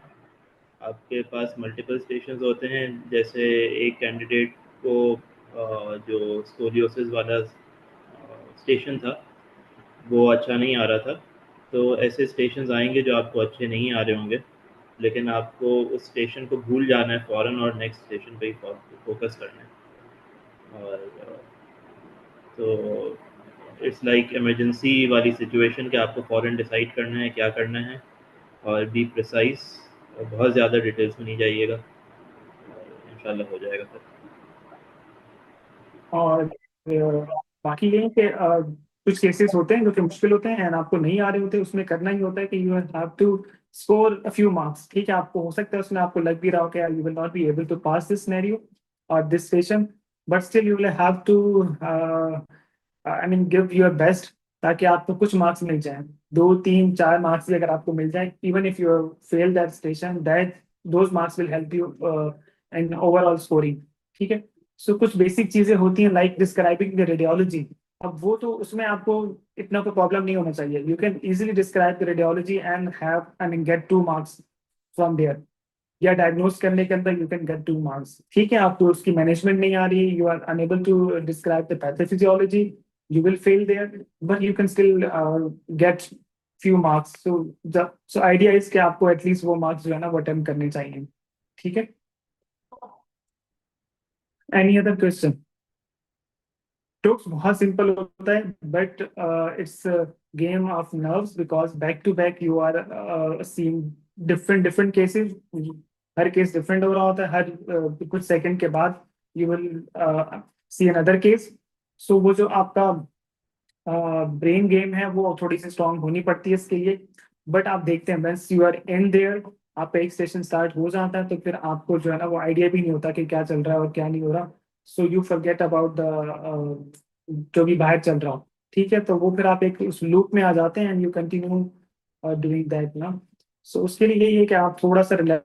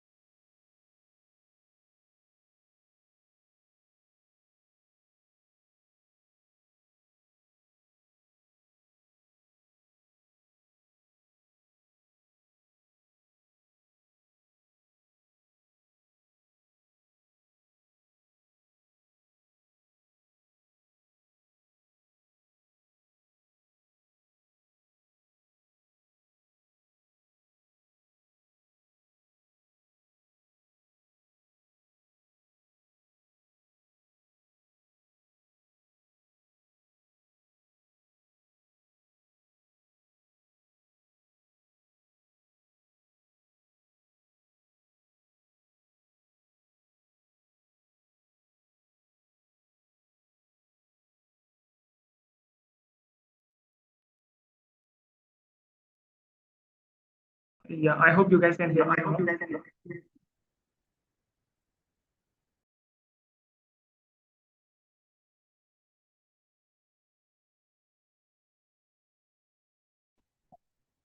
You guys can hear me now. Yeah. So I was just saying that एक candidate से पूछा कि CP angle वाले थे, and he, after describing the radiology, he went on to say that this is vestibular schwannoma. So I did not ask that question. My question was simple radiology description. No? So my next question was the diagnosis and the differentiation. So आपने वो miss कर दिया अपना ना. So this is, I mean, you should be careful about such thing. So if we do not have any other questions, so we can just stop this session here, and hopefully we will see on Monday 10 a.m.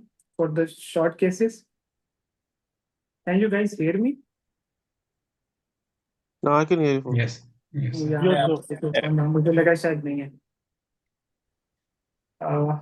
I mean, जो initially तो आपको जो examiners ने अपना feedback दे दिया था, ठीक है, और उसके अलावा तो I don't think और कोई feedback है. Feedback यही है कि आपके सामने है. Your colleagues can judge you, and you can also go back and see the recording and judge yourself कि आपने क्या बताया, क्या पूछा गया, and क्या बताया आपने, ठीक है. Although we were extending time for each station just to discuss it more properly. So वो proper उस तरीके से तो आप TOACS की बात नहीं कर सकते, but at least you can see what you answered now. ठीक है, participation अभी भी थोड़ी उतनी अच्छी नहीं है. I hope you guys can invite your colleagues to participate more actively. Okay, because maybe शायद कुछ लोगों का TOACS में इतना इंटरेस्ट ना हो, because they think कि वो TOACS आसानी से पास हो जाएगा, और maybe they have already passed, but short cases and long cases are important because उन्हीं के ऊपर आपको जो है ना वो पास करना वो जरूरी है. So from Monday, I hope the participation is much more active and जो है वो मतलब ज़्यादा लोग भी होंगे इंशाल्लाह. And I think Farooq, they need to start looking at scans, describing scans, using classification systems. Yes, And as I said yesterday, you're now a consultant, decision making, you have to decide. And जब post-op scenario है to think about post-op complications, what's in that region. Or even fourth ventricular tumor में you would think कि when you're on the fourth ventricle, lower cranial nerves will be affected. So you think about common things first, immediate post-op, and then you think about other rare things. So I think I've shared that document as well yesterday, but आज जो what was obvious कि you need to describe scans. You need to be a good radiologist. You have to look at scans and present it, and don't offer answers before they're asked. इस तरह आप time buy कर दो. If you start committing and over describing things, तो फिर आप अपने points lose कर रहे हो. जी सर, बिल्कुल ऐसे ही है. एंड ऑब्वियसली बात है, जो TOACS के अंदर तो आपको रेडियोलॉजी हर स्टेशन के ऊपर मिलेगा, ये 100% है, सिवाय एक आध स्टेशन के ऊपर जहां पर इंस्ट्रूमेंट होगा उस पर नहीं होगा. Otherwise you will see the radiology on all stations. ठीक है, इधर it can be an x ray, simple x ray of the spine, या कुछ भी और, maybe skull x ray as well. ठीक है, और CT स्कैन, और एन MRI, और एन एंजियोग्राम. ठीक है, और समटाइम्स देयर आर स्टेशंस जहां पर आपको आजकल वो भी देते हैं MR स्पेक्ट्रोस्कोपी भी. So you need to read out the MRS as well. ठीक है, तो वो आ सकता है स्टेशन बिल्कुल. तो इसके अलावा I think OT equipment से आपको familiarize होना चाहिए.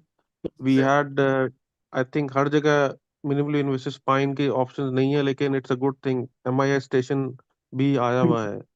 So go through all the recalls, look at what's been asked. Common things will remain common. उसमें 5-6 चीजें ही होती हैं. एंडोस्कोप हो गया उसके अंदर, या जो है वो आप जिस सर ने बोला कि आपके MIS के सेट पड़ा होता है, उसकी चीजें पूछ लेते हैं वो. समटाइम्स जमशेदी नीडल, बहुत सिंपल सी चीज, but it can be there, और उसकी इंडिकेशन ब्ला ब्ला वो बहुत कुछ पूछ सकते हैं. समटाइम ये भी होता है कि आपको इंस्ट्रूमेंट रखा होता है, but they ask about the procedure. जैसे मेरे Even एग्जाम हमारे में ये time होगा पे they ask कि sterilization. So sterilization of equipment, very simple question, but if you have not prepared, so I think a lot of people on our attempt did not do well on that station because sterilization was not something we had prepared for at all. Yes and दूसरा ये है कि बहुत से लोगों ने बार बार पूछा recording का, तो आई ऑलरेडी मेंशन्ड ग्रुप पे शेयर भी किया हुआ है कि recording is there, live recording हो रही है and it is being shared on the YouTube channel. ठीक है, तो वो आप बाद में देख सकते हैं, so it's not the problem. ठीक है, और भी रिकॉर्डिंग मेरे पास है इसकी, अगर किसी को यूट्यूब से प्रॉब्लम हो रही है तो आई कैन शेयर, बट वो इसका साइज इतना बड़ा होता है कि वो डिफिकल्ट होता है, that's why I am doing it live, ताकि वो बाद में मुझे प्रॉब्लम ना शेयर करने में। ठीक है, सो तो बस बाकी चीजें ये हैं। और किसी ने पूछा कि क्लासेस फॉर शॉर्ट केसेस के लिए ऑलरेडी कल डॉक्टर तनवीर ने आपको बता दिया था कि how to attempt the short cases, and you guys very well know कि यार वही 18-20 शॉर्ट केसेस हैं, तो उनको प्रिपेयर करना है। On Monday we will try to maximize the number of short cases. Ideally we will try to attempt all the short cases. जैसे आज हमने किया था, थोड़ी लंबी डिस्कशन की थी, वो हम नहीं करेंगे उस दिन के ऊपर।